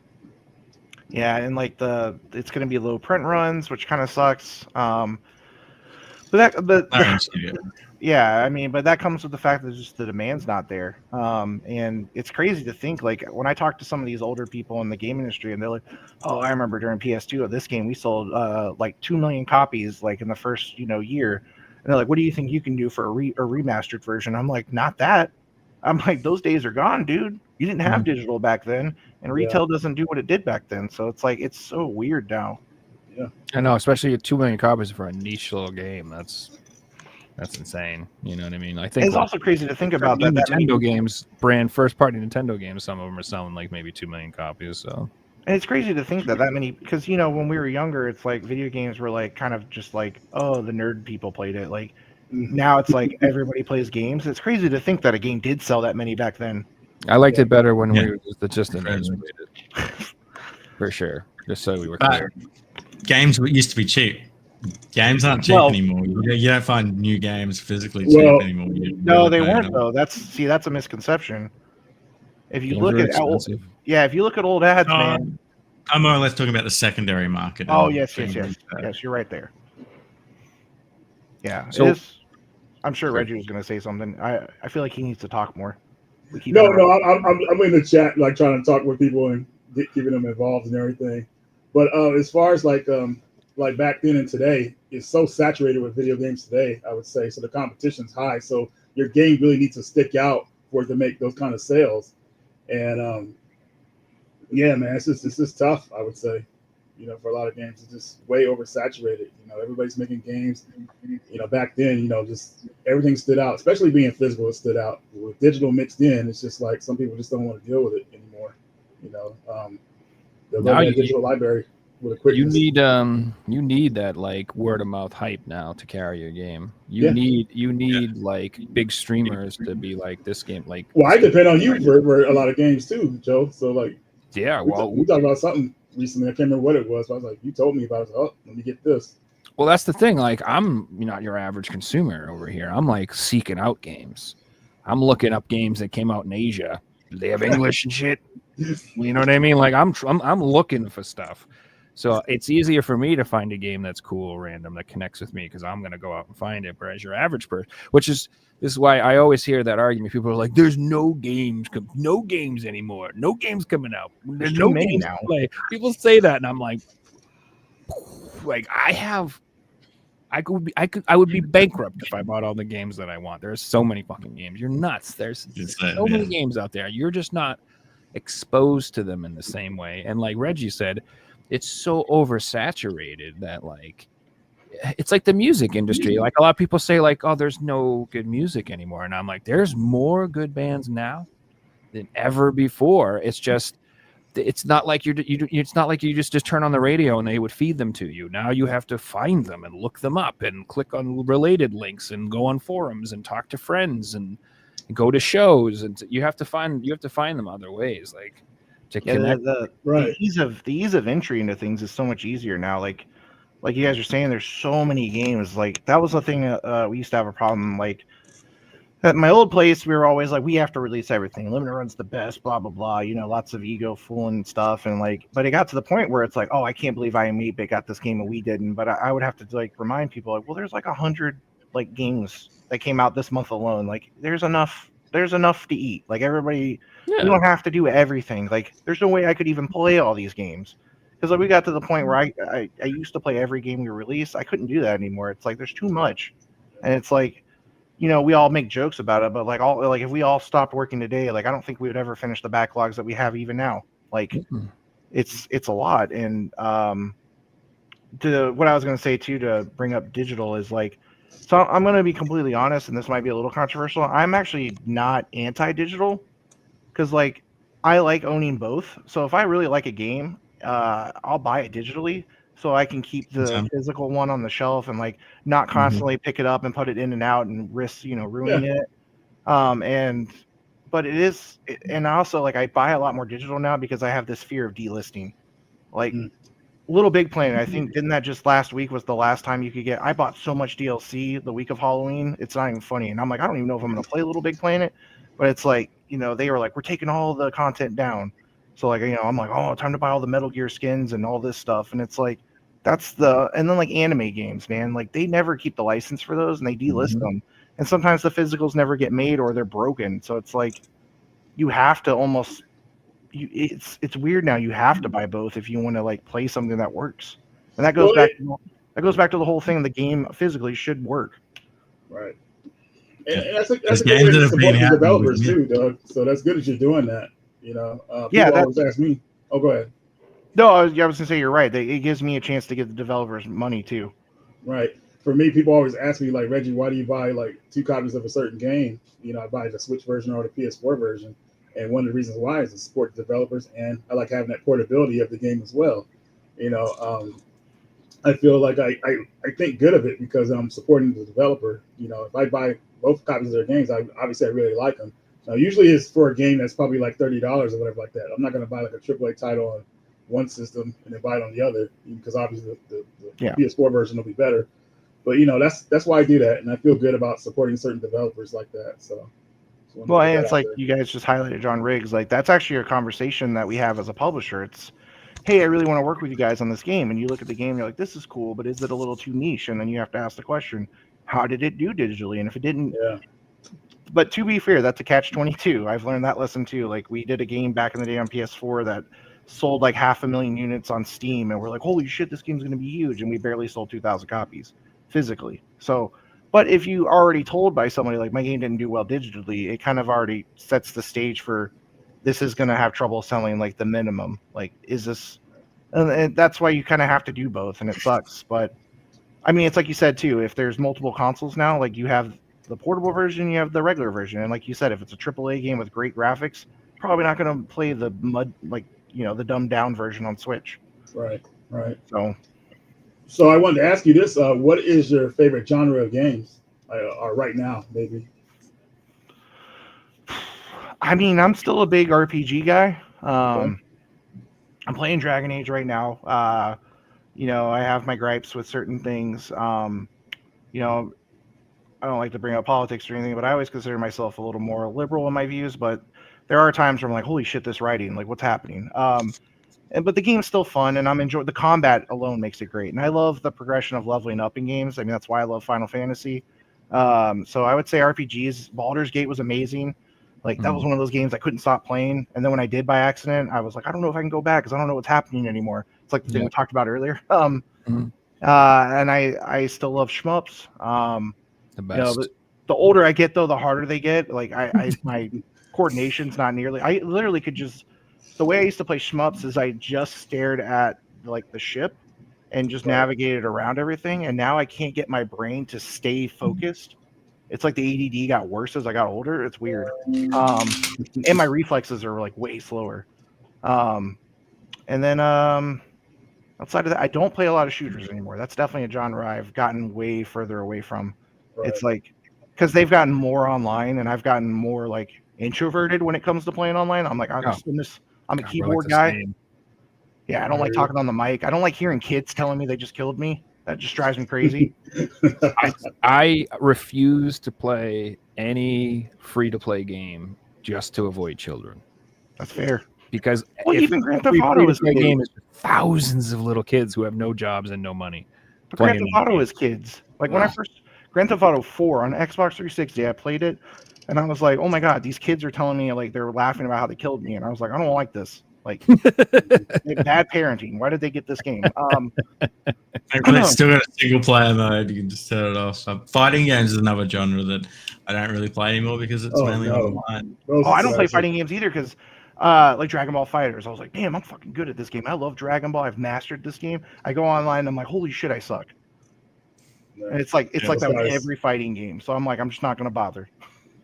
Yeah, I tried to go online and play some survival horror game. Like I played the Texas Chainsaw Massacre online, and those guys are psychotic, man. Like they just, like they be like after they kill you, they be teabagging you, and they get it in the camera angle where it looks all crazy.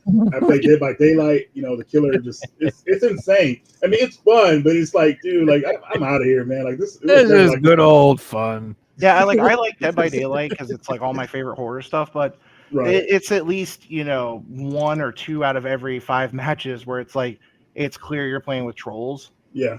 And like they don't even try to finish the objectives. They just kind of like stand near each other and like teabag and run around, and then you're like, this is not fun.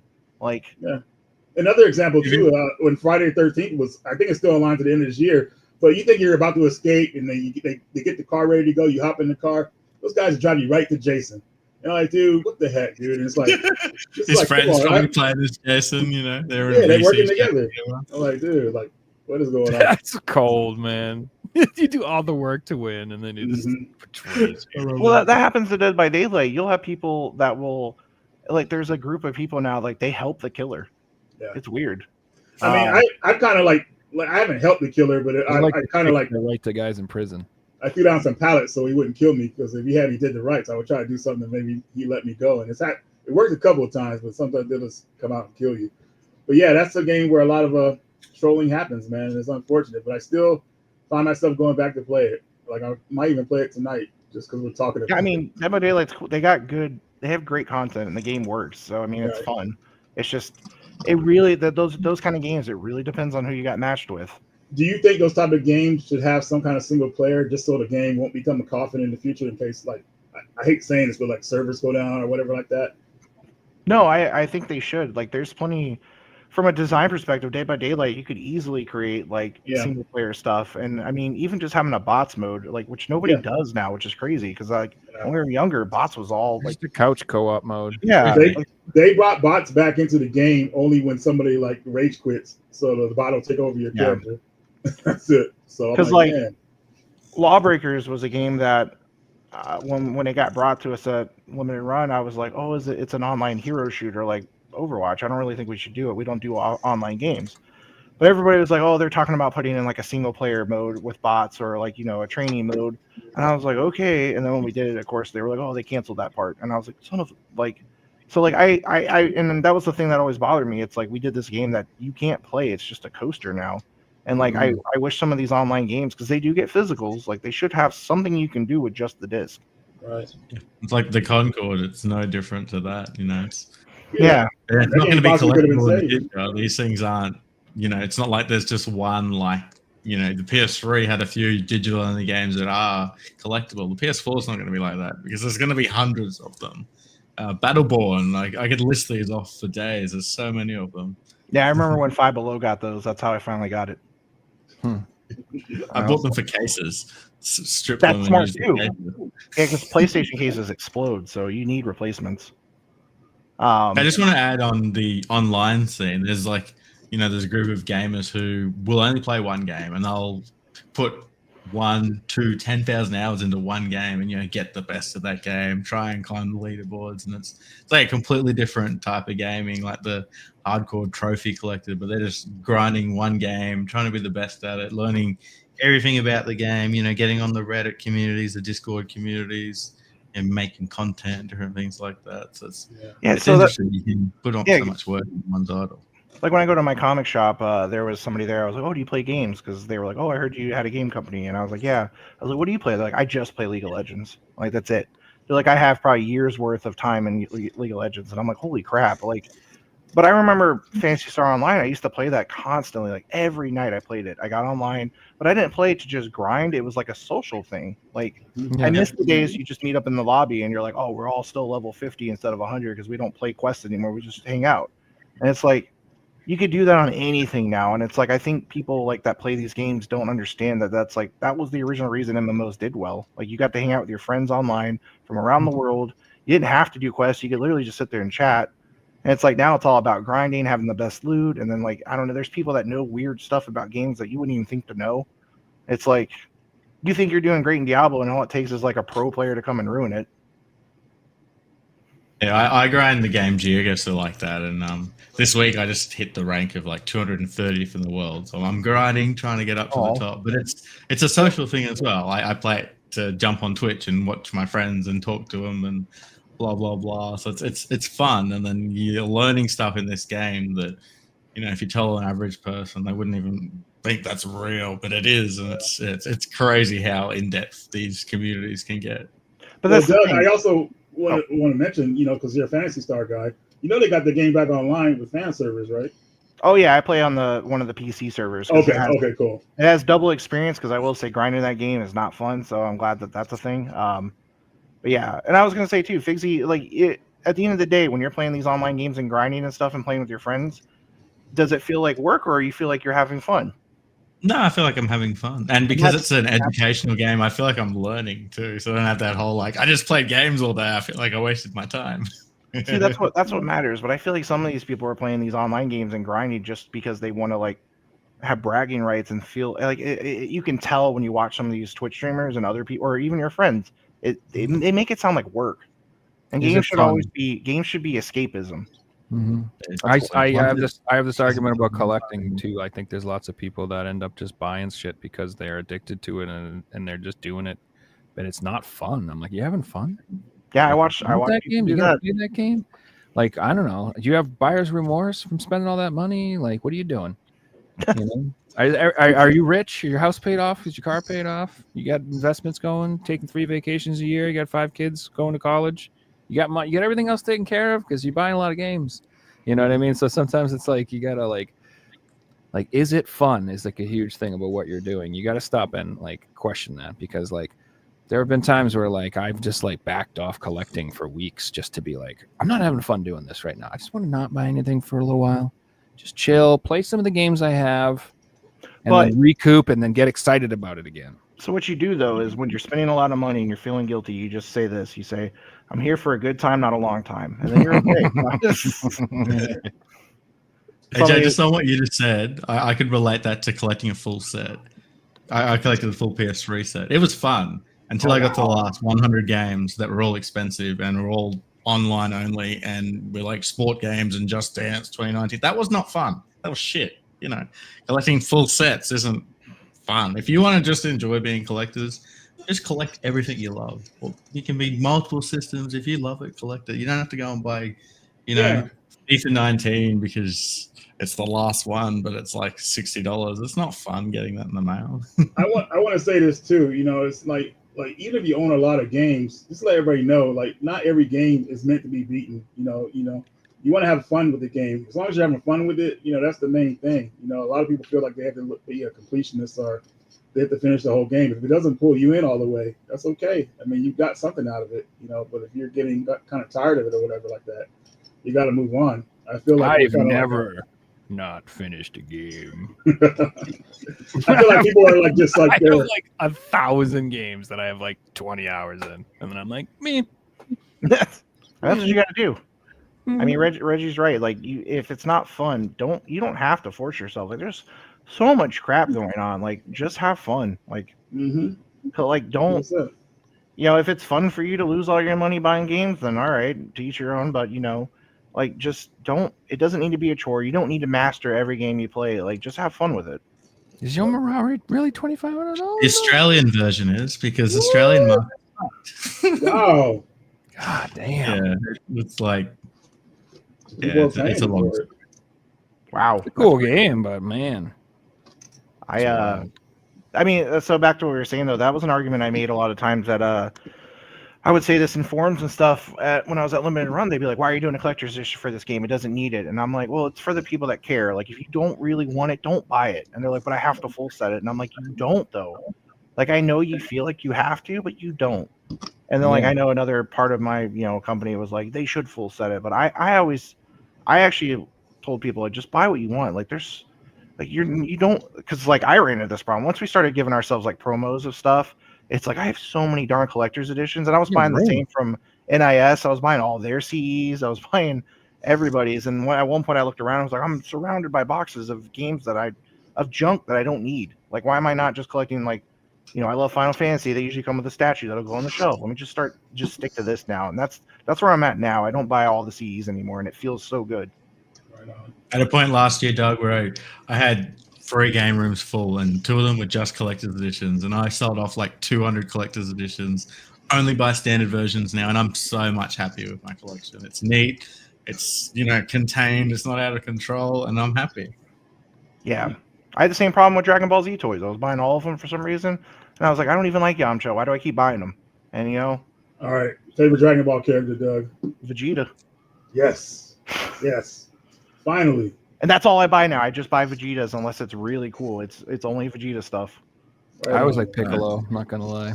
Hey, that was the creator's favorite. That's fair.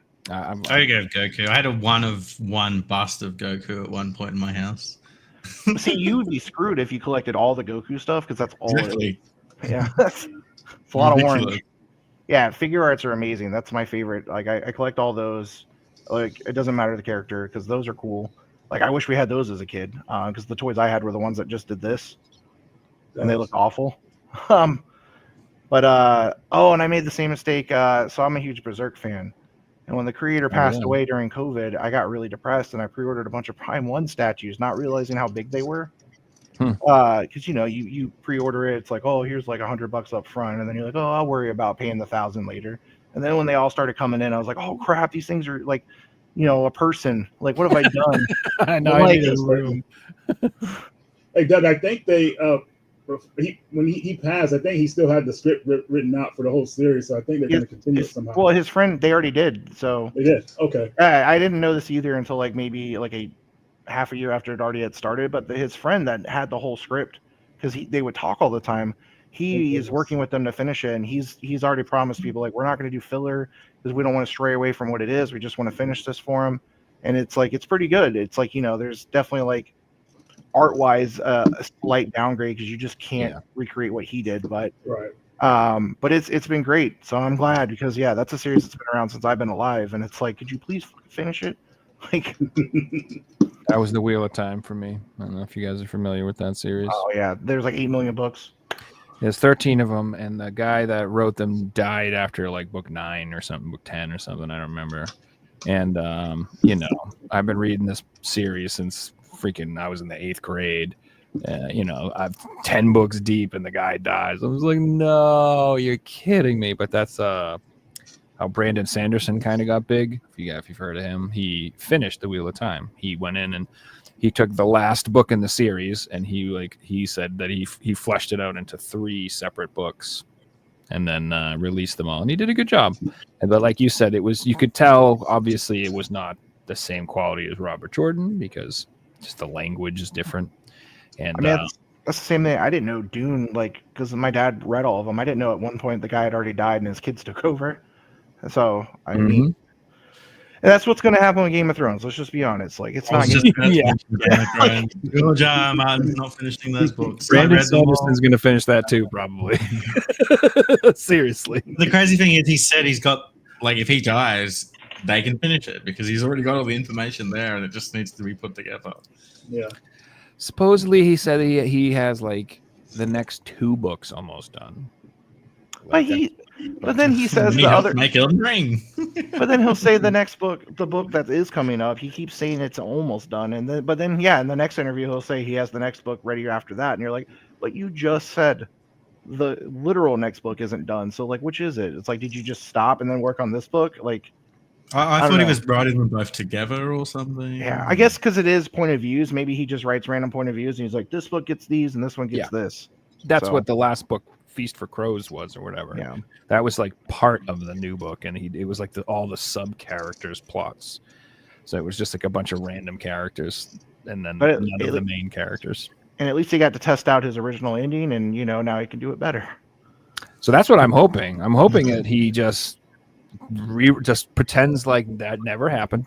He should just ignore all of that and just write a story, do what he was doing, and do it right. Because that was a bad. They pushed it that. Well, I don't know. Am I more mad at them or am I more mad at him for not fucking writing it?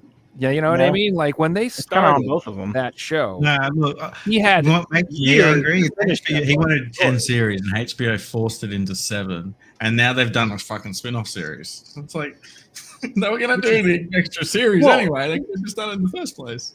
Yeah, well, but there's also the conflicting report where like HBO said make more episodes for the last season. They said nah, we're gonna shorten it, and they rushed everything. But then then it's come out recently like they wanted to do 3 movies instead. But it's like they still phoned it in at the last minute. So I still don't really like the show whatever the showrunners still kind of screwed us. But I was gonna say, Figsby, since you have a full set PS3, did you play the Game of Thrones game that was on that? Yeah, I'm not the biggest Telltale fans. I played them because I love Game of Thrones. And No. I There was didn't another like one. them. I know I didn't play that one. I've got it. I know the one you're talking about. It's just they're all called Game of Thrones. They I were didn't the know there same was name. another one.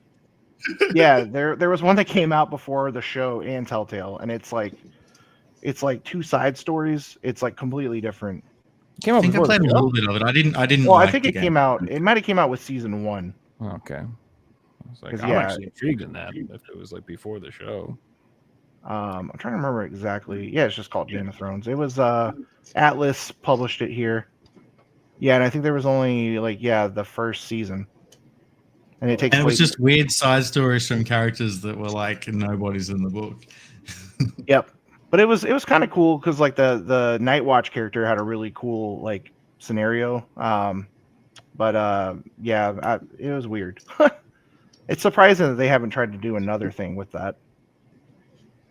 Funny you say that.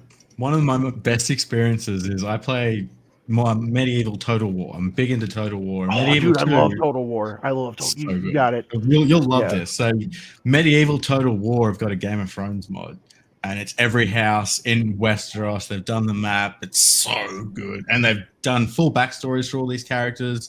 Every time someone has a kid, it's like someone from the story, and it is absolutely amazing. Highly recommend it. It's free mod. Oh, dude, yeah. I love the medieval one. I love Shogun. I love the Warhammer one. I like those. Like, I heard what is it? They're doing a 40K one now. Like, that's gonna be amazing. Because I always wondered if they could. Like, Total War is just great. Yeah, Rome was good. Like, It's God. almost overwhelming playing 3 in the mode where you can play 1, 2, and 3. It's just I played it once and put in like 200 hours and didn't even finish it. Yeah, I did one map where I think I almost finished it because I had COVID, so I had nothing else to do because I was like quarantined in a room. And I was like, I'm just gonna play Total War. Yeah, it's so good. Doug, do you? Sorry, No, I was just gonna say I wanted to kind of go back talk to the future of physical media. We kind of branched off on that a little bit. So this is what I was always speculating because like I know that there's going to be guys like you and companies out there that want to keep making physical games, even when, let's say, Sony and Xbox, they're like, we're just not going to put a disc drive in anymore. We're just not going to do it. Like they're going to force the issue. It's like not even that you guys won't. It's like even if our customers, as customers, we stay passionate and buy it. And as producers, people are passionate in creating it. Like they're going to try to phase it out, and like you said. So what I'm speculating to is going to happen is I think that like as long as people are able to keep pressing discs, I think we're just going to keep getting more PS4 and PS5 and Switch and Switch 2 and like these last few generations, unless they're going to be putting out these brand new crazy AAA experiences that are pushing the systems. There'll be a lot of companies that are making like indie games still that could still come out on like the older consoles. So yeah, that would be ideal. However, because some of those discs have proprietary software on them. So, for example, when we started doing PS4, when Limited Run started, we found out that we could still do PS3. And we're like, oh, shit. And then at the same time, we found out that you could still do PS2 because they were still releasing PS2 games in like Latin America because it was still selling well over there. And they were selling reprints of stuff. It was like, at that point, the case didn't have the memory card anymore. And then we also found out PS1 was still on, that the disc factory was still able to produce it. Only though if Sony still had the data for the game and if they still owned the artwork. But by the time we were finally like finding someone where it actually all panned out, they shut it down. And like because PS1 is a proprietary thing, it's not easy to replicate. And same with PS2, they shut that down. And then PS3 was a challenge because the game has to have like this weird code to unlock the game.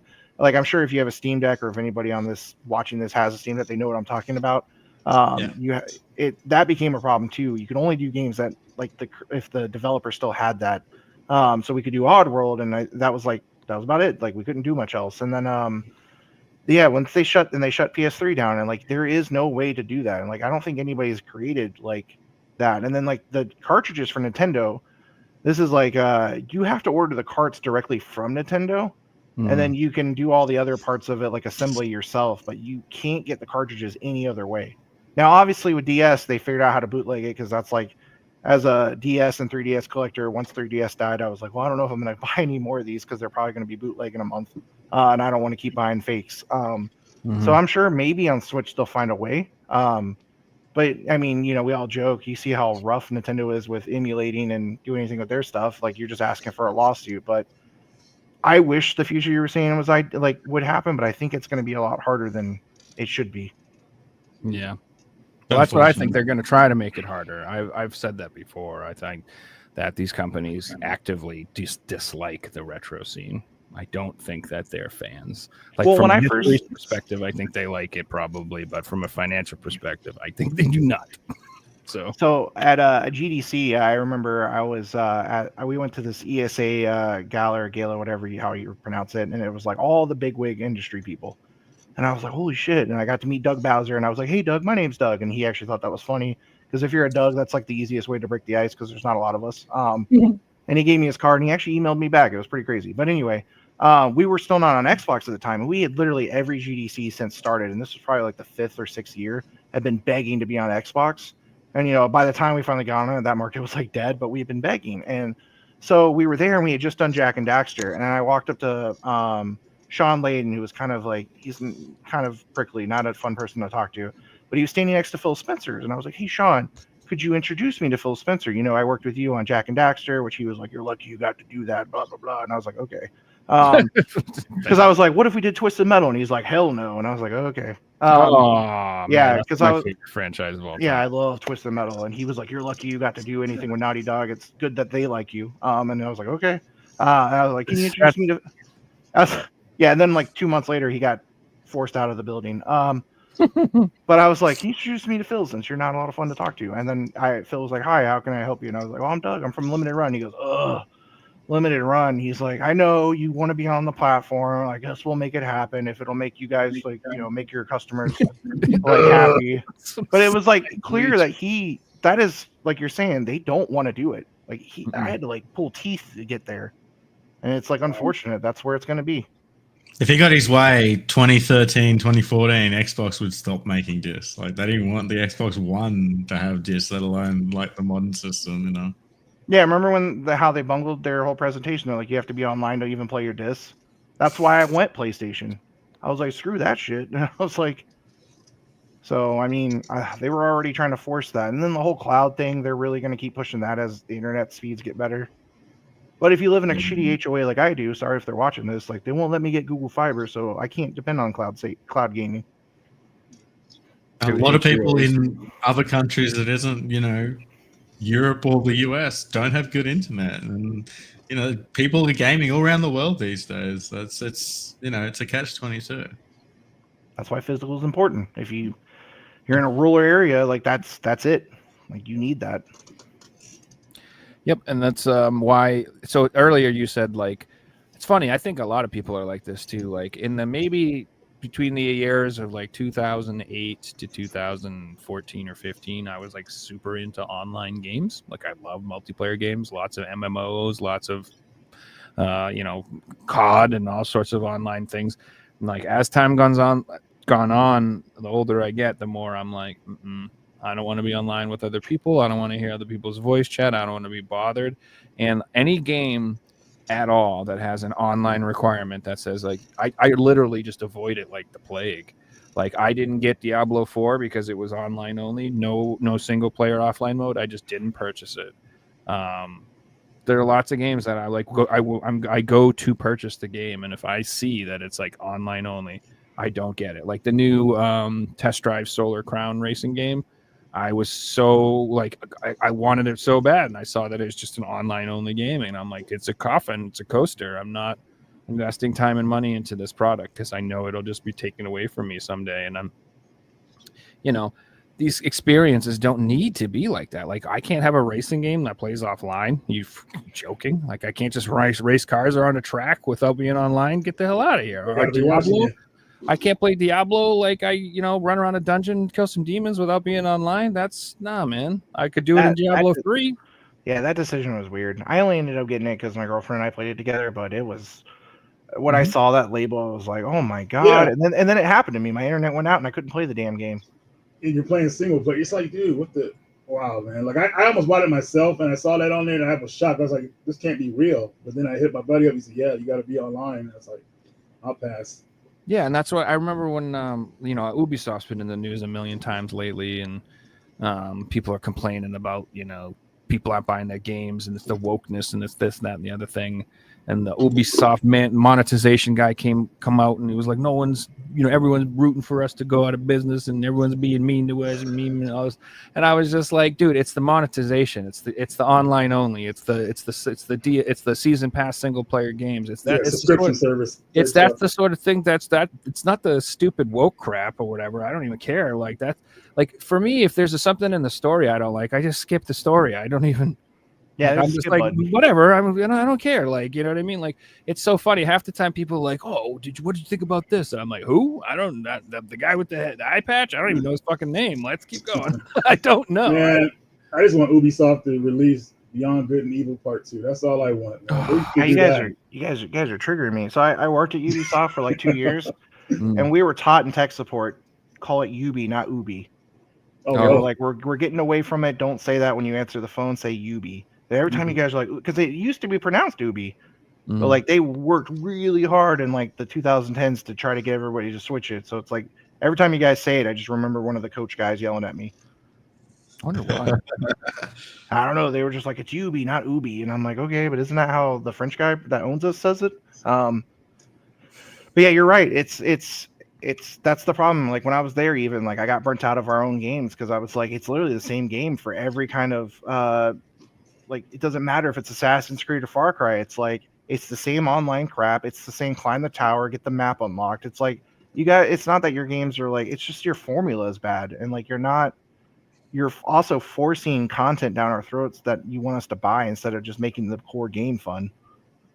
Not to mention they literally reuse maps in Far Cry. Like Far Cry Primal, I bought full price, and then I'm like, I've played this map before, and I realized halfway through the game it was the Far Cry 4 map. It's like, oh fuck. Yeah, it's weird. I don't understand. And like you said, the whole like, this game has content I don't care about or woke crap. It's like you can just hit the skip button if it bothers you that much, dude. Unless like the whole game's that way, then I guess you're kind of screwed. But that's your preference. And like we said earlier, there's 8 million games coming out every day. It's like there's plenty of choices. Well, that's the other thing too that blows me away. I'm like I don't know. There's enough for everybody. Like there's a million games like that you can choose from. So it's I understand both parts of the argument. So when it comes to that sort of thing, which I don't want to go too off topic into that, but it's only a problem if it's introduced into franchise that traditionally didn't have it. That's where I think is the issue. It's not like you can't make a game with a female lead. It's that they've made all these other games that used to have male leads now have female leads. Like they keep changing things and changing the characters and changing the old way things to make a new version of it. It's like what's a good example? Like Wolfenstein. They decided to make it about the guy's 2 daughters, and it's that just game like, was. Well, it's just why. I mean, of all games to do it to, you want a Wolfenstein game about a giant dude who blows up robot Nazis from the future? What the hell? Who cares, dude? Why you just keep it the way it is? What are you doing? Like, it doesn't. That's not the franchise to be updating. I guess I don't know what I'm trying to say, but like, if you wanted to make that game, just make that game. Like, I don't know. It's hard to say. It's once you establish expectations from people, you can't mess with them. You just can't. That's kind of the feeling. Like I'm enjoying the new Dragon Age game, but the thing that's actually throwing me off the most is how it's colorful now, and it's always been gritty and bloody. Yeah, that's what I noticed too immediately. Yeah, it's just really colorful and like there's a lot of neon. I'm like, why is there so much fucking neon? And like, Yeah, purple and yeah, like and like I don't know. I miss like I don't know it just randomly being gory for no reason because I'm like that's what we played. So like yeah, I get and I this could be a whole separate podcast of like talking about all that, but I totally get it. And I also want to say randomly, you know who couldn't play cloud gaming? Figsy, because he is disconnected so much. Like cloud gaming is not ready for Australia. No, we've got terrible internet in Australia. I've heard from other people. Man, well, that's when we're going back to online only, not on the disc. You have to be. That does really matter. Like people just I always see people in the internet. Who doesn't have internet these days? I'm like a lot of people. Lots of people. You jerk. like I don't know. People live out in the woods. People live in the mountains. I think some people. Alaska. Some people forget how long net zero was a thing. There's a Forever. billion Oh my people in India, and a lot of them Totally would be forgot like about 100 net million zero. people Oh my gaming God. over there. AOL Online, baby. Netscape, the good old days. Look that up. Yeah, but that's the point. Like, it's just and even in lots of places that have internet, the internet sucks. It's terrible. It's still It's around. garbage. Like and there's just I don't want to live in a world where I can't play a single player game because my internet's out. It's just no thanks. I'm sorry. Can't have that. Oh, that's the other thing. You're playing a ranked game and you crash for a second and you've just played 25 minutes and then suddenly your internet goes down for 2 seconds and you lose. It sucks. And that's another thing to mention on this podcast because you have the title about PS5PRO.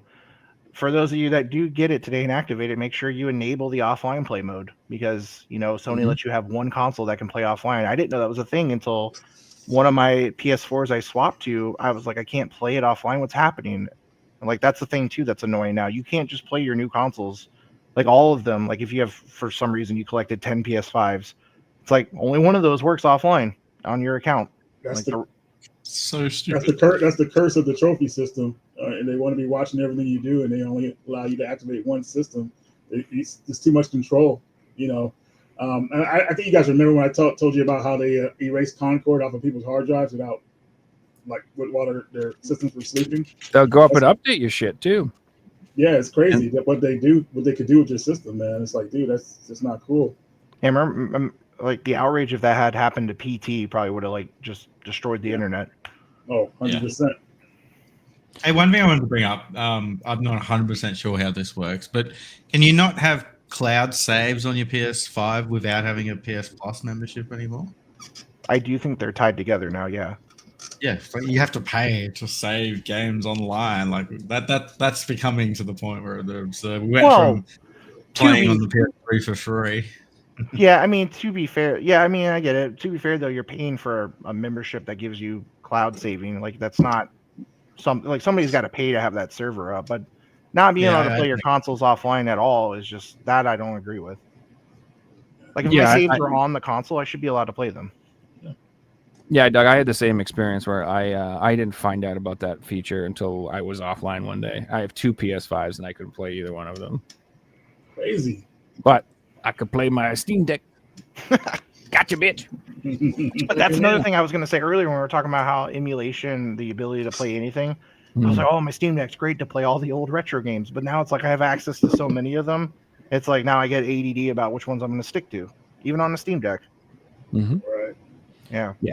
You have to mentally focus on like a game and be like, I am going to just play this. And it's hard to do, man. It is because like for me, it's like it's funny too, because I'm so childish. Like I'll play that game for an hour and then I'll die and I'll be like, fuck this shit.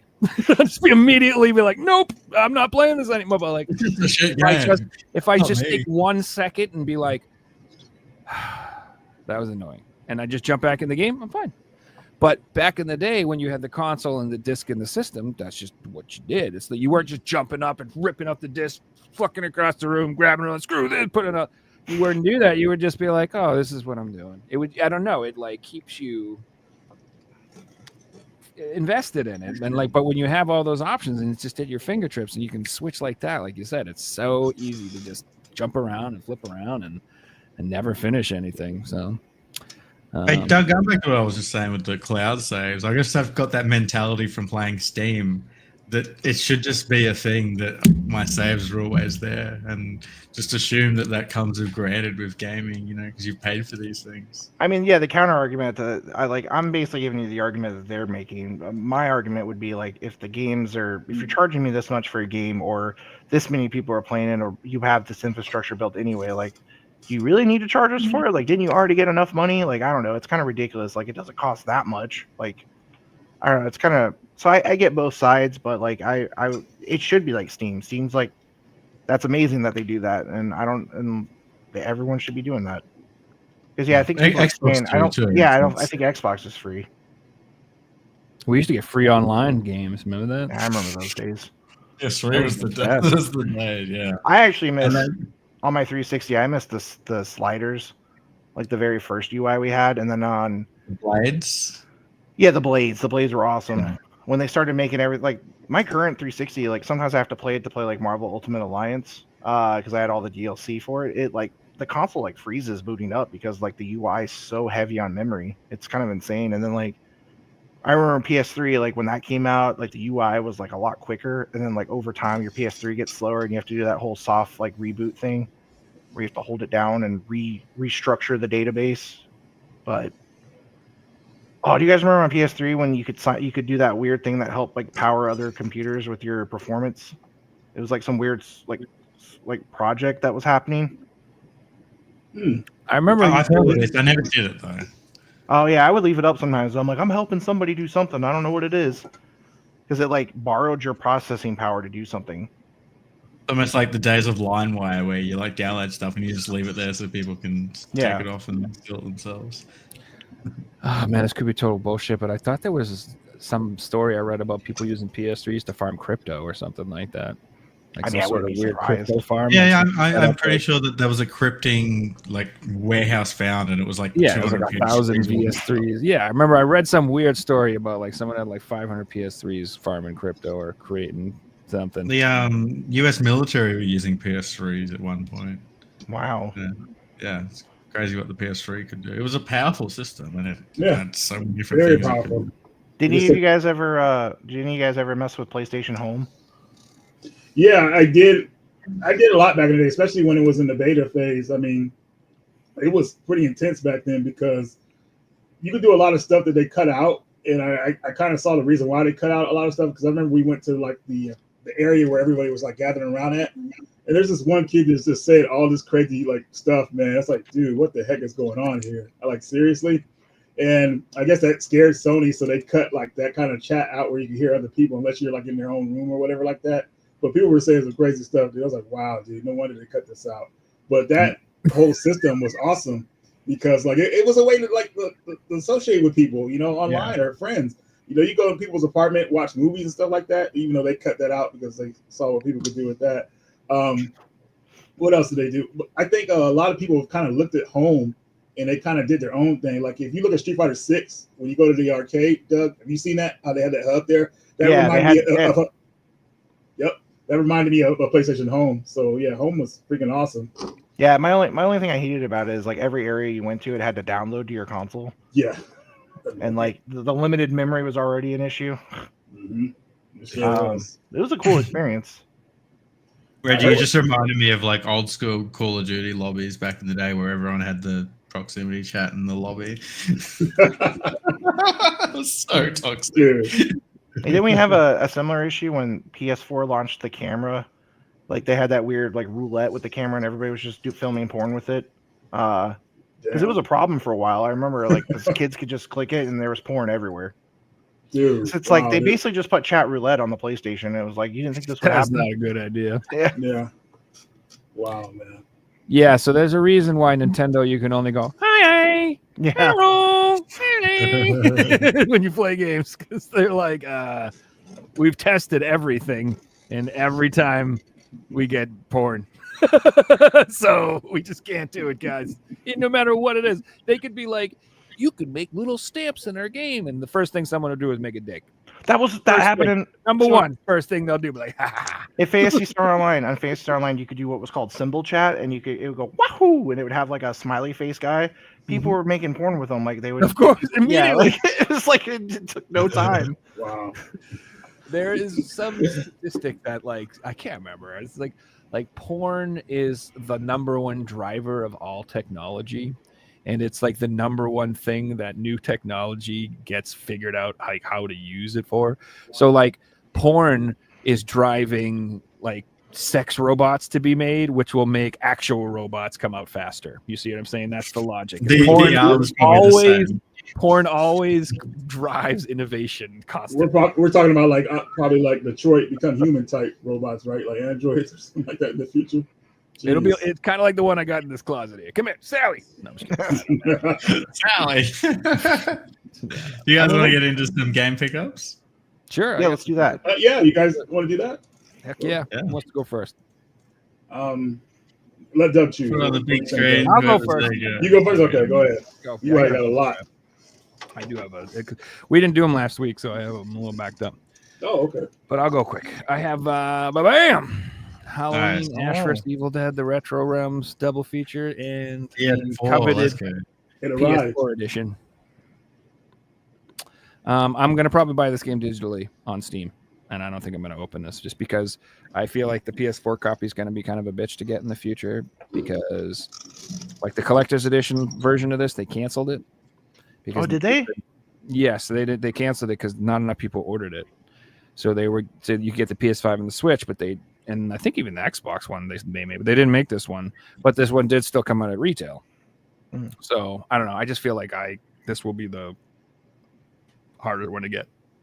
So yeah, and it's also like it's a 16-bit pixel art game.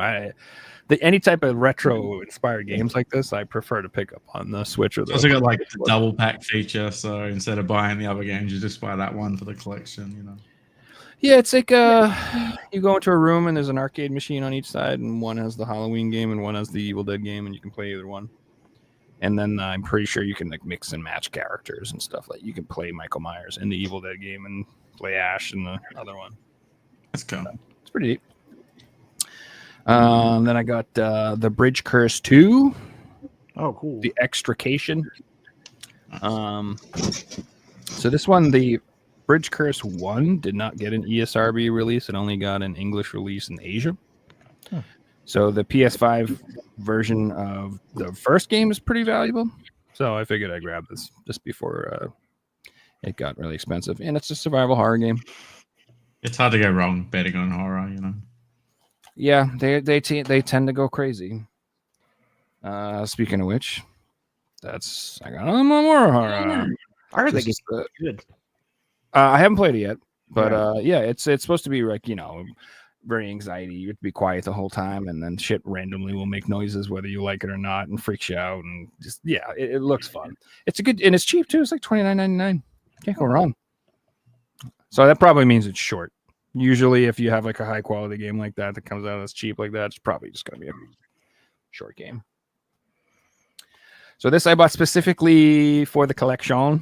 I got the Texas Chainsaw Massacre, the PS4 version. So I already have this on the PS5, which is the version that I actually play. But I just collect horror in general on PS4, so I wanted to have the PS4 copy as well, and they went on sale for $19.99. It's still on sale? I don't know. It was $19.99. So I figured. Has it got a single player mode, Joe? No, it does not. This is an online only game. That is probably going to be 20 years down the line one of those cases where it'll just be a coaster. Well, I'm not opening it, and like literally the only reason I bought this is that I think it'll be worth money. Is if you look, it's got a poster, dude. Exclusive poster inside. So I bet the poster will probably be worth more than the game. Yeah, for sure. It'll be interesting to see if these things, what happens to their value down the line. Is it? Yeah, cheap. $19.99. Well, I like that version because it comes with the PS5 upgrade. That's why I like collecting those PS4 ones. Heck yeah. And I just have all of those. I have this one. I have Evil Dead. I have Predator. I have Friday the 13th. I have Dead by Daylight. I have all those games for the PS4. So, and there's part of me that hopes that someday some nerd will bring the servers back. It happens. But look at the PS3. We can play Demon Souls again because the community have brought the servers back. I don't mean nerd. I'm sorry. I mean beautiful, wonderful, dedicated, passionate savior of gaming, who's also a nerd. Anyway, I got a gory, cuddly carnage. that game's cute. I haven't played it yet. This just came in like 2 days ago, and it just looks absolutely insane. If you've ever seen it, you're like a cute little kitty cat thing, and You on a you're on like hoverboard? a hoverboard, skateboard thing, and Sounds you fun. just fly through giant mobs and slaughter everything, and it's supposed to be insanely gory. Everyone says it's kind of like got like a PS2 vibe to it, it's got like a throwback type game. Again, it's kind of cheap. It's only $29.99. So, yeah, I don't think it's going to be like game of the year or nothing, but it looks fun. It's a cool game. I know the guys at Wired were excited about it. It looks super fun. It's got like that old school attitude where it's like not trying to be like some artsy project that's like, we got, lifelike paintings, and it's not trying to be, it's just trying to be dumb. It's like you're a cat on a hoverboard and you blow shit up, heads explode, you know what I mean? It's like, it's silly. I don't know, I like that attitude. So I picked up my copy of Core Keeper finally. Let's go. Oh, So this is one of those, remember I was like, indie games really need good word of mouth. This is one of those games where I got that. Like Asmongold was talking about it. Like lots of people were. Joe told me, and I bought it digitally, and I didn't regret it. This is a game where like it's just word of mouth. I keep hearing people buying it and stuff, and it's fun. It's like a survival game, I guess, and it's kind of like Stardew meets Terraria meets Minecraft type thing. So if you're looking for action-packed mayhem, maybe this isn't the game for you, but it's super chill, and It's a game where you can put 40 hours in like 7 days and be like, "Whoa, where did the week go?" Yeah. It's got like amazing base building, and like you could like I love base building. Yeah, dude. I like literally. It's I could spend 8 hours, and I accomplished nothing. All I've done is like put in cool trees and rearranged my plants and made the rivers and put the toilet in this whatever. I think the resources, what they've done to the resource gathering in that game is insane. You can automate everything, so you can set up mining tracks for literally kilometers to mine the best things in the game, and they drop off in your base because you just spent 4 hours setting it all up, and then you're getting all the best items because you put the work in. It's so satisfying. Yeah, I like when Reggie was asking games, I like building games is one too. Like I don't really play Fortnite because like you, I don't really like playing a lot of online games and talking to people. But then I found out the Lego mode that they introduced is just basically Minecraft, but also Lego. And I was like, holy shit. And like, I literally was like you were saying earlier, like 10 hours went by and I was like, what happened? Like, because I just built, like, they had like a Star Wars pack. So I just built like Tatooine and like I accomplished nothing, but it was fun to me. Yeah. Awesome. It's just chilling, man. Like I'm playing right now Pacific Drive, which I didn't think I would like have so much fun playing this game because it's mostly just gathering materials and like staying alive. I didn't know, but I'm addicted to it. It's super fun. So yeah, some gameplay loops are surprisingly addictive, and I wouldn't even expect them to be. So this finally showed up, my copy of Overdark, PSVR 2. This only got a PAL release. It didn't come out ESRB. I don't think there's a Japanese copy either. I think it's just the PEGI. And this is a spin-off / sequel to the Do Not Open games. You've ever heard of those horror games? And this is a PSVR 2 only horror game. You do need to have PSVR 2 to get this game. And I think it's sold out. So good luck. Might be hard to get. Jesus. I got Scar Ritual. Scar. Like skate. Scar. It's so I think this is based on the Made of Scar world, but it's totally different. Like this is a kind of like a COD Zombies type game, where you like work with a team to kill monsters. So it says it's an intense round-based zombie survival FPS. Play solo or co-op. So this does have a solo one-player offline mode. You can play this game by yourself if you'd like to, which was why I found it so appealing, because you just this screams like it would be online only. You know, I mean, this just seems like that's what it would be, but they didn't. They actually did what we said. They put in a cool on like single player. You can play it offline, try to beat the game if you want, but then it's got multiplayer online. And yeah, it's got like Left 4 Dead, Evil, COD Zombies type vibe. Yeah. Doesn't have like the strongest reviews ever, but I thought it looked fun. And it's like a horror game, and I like shit like that. So, yeah. I got Lempo, the special edition. I like that sticker. I don't know if I like that sticker.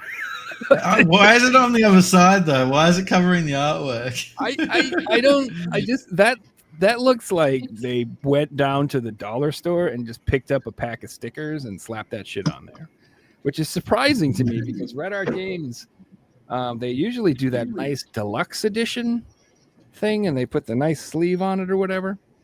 But it's yeah, no, it's just they just are like, you know, gold star special edition. One of the employees is a like school teacher in her spare time, and she had a bunch of free stickers. I don't even know if I have it. I don't know where it is too. But it came with a box of invisible ink as well. No wonder you can't find it. Yeah, I can't see it anywhere. But anyway, yeah, it came with the invisible ink. But it's a horror game. Looks cool. It says it's inspired by old Finnish mythology. And Yeah, I literally Finnish. I ordered this so long ago, and look, I don't even remember really what it is. I'm just going to be honest with you. I looked it up like a year ago and pre-ordered it, so I kind of don't remember. But I remember it was a horror game. And then my last one, which I showed off briefly, is I told you I got my Ease Nordic. Oh, let's go. Special Fancy Edition. With my cool little backpack. Five. This is a cool backpack, though.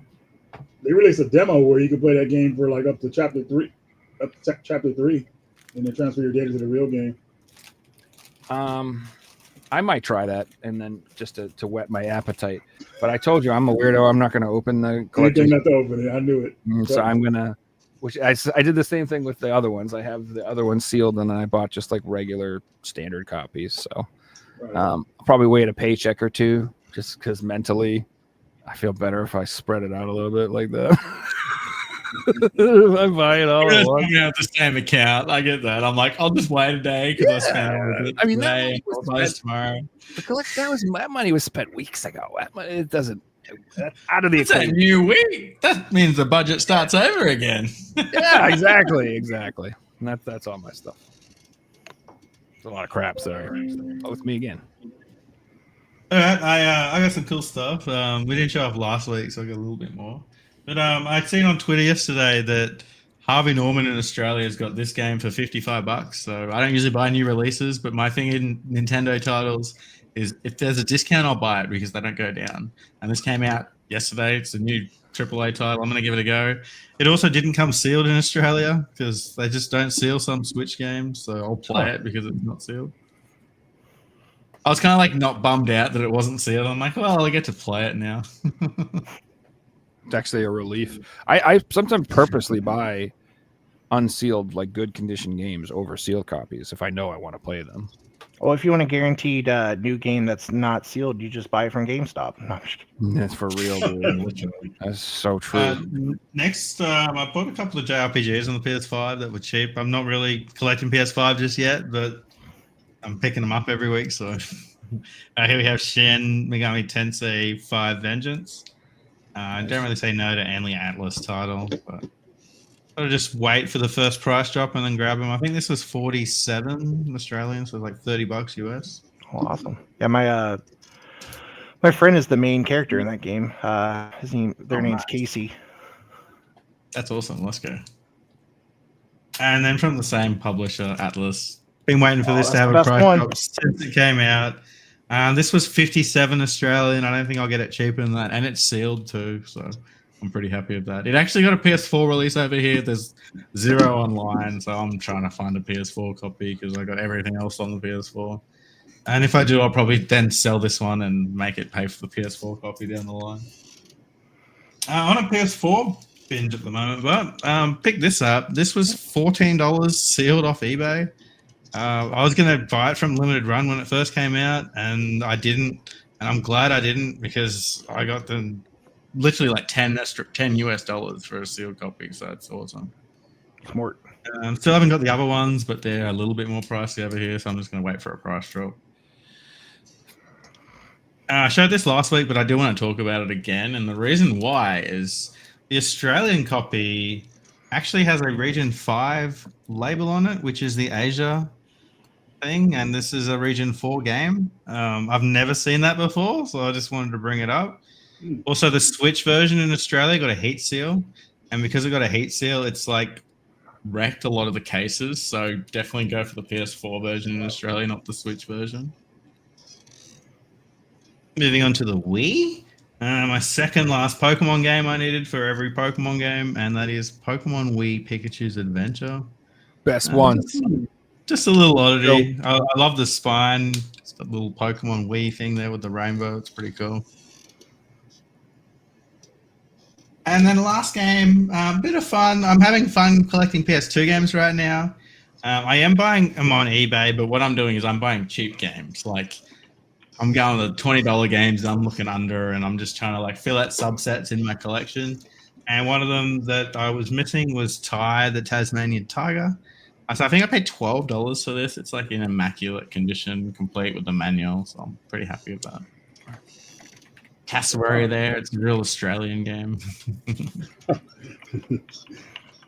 the boomerang. That's all we got for the week. Doug, do you want to go next? Yeah, I don't have anything physically with me. They're upstairs, but I can go. Yeah, let Reggie go then. It's more exciting. Yeah. All right. Don't laugh at me for this first game. I'm playing it right now, and the reason I'm playing it because I played the first one and I enjoyed it. But Life is Strange, Double Exposure. Nice. I'm about halfway through the game. It's I don't know. It's all right. It's interesting, but it's kind of weird seeing like young adults try to play like detective and stuff. But it's cool. The environments are cool and everything like that. Some of the characters are okay, but maybe as I get further into it, I'll enjoy it more. Today, Horizon Zero Dawn Remaster arrived, so can't wait to play through this game again. You guys know I really love the series, and I could have just paid for the $10 upgrade, but I felt like since they went through the route of trying to like make this an upgrade for the PS5. I thought it was well to just go get a physical for it. So definitely happy to have that. Of course, you guys know I got Ease 10 Nordics. That's good. Oh yeah. Just haven't had enough time to play it, man. I'm on chapter 4, but I was like, dude, I just need more time. But Same here, and I want to like take that type of game is the type of game I want to take like 2 or 3 days off of work and play. Well, yeah. I got to do more Dragon Age. I mean, not Dragon Age, but Dragon Warrior or Dragon. What's it called in Japan? Dragon Quest. Dragon Quest in Japan. They take off work to play that game. So, yeah. Dude, all RPGs. That's what I did for Final Fantasy VII Rebirth, and it was. Yeah. I know that's how. I don't know. When I play an RPG, dude, I like to no life that shit like I did when I was a little kid. Like I took off work for Elden Ring, Dark Souls 3, Bloodborne. Totally worth it.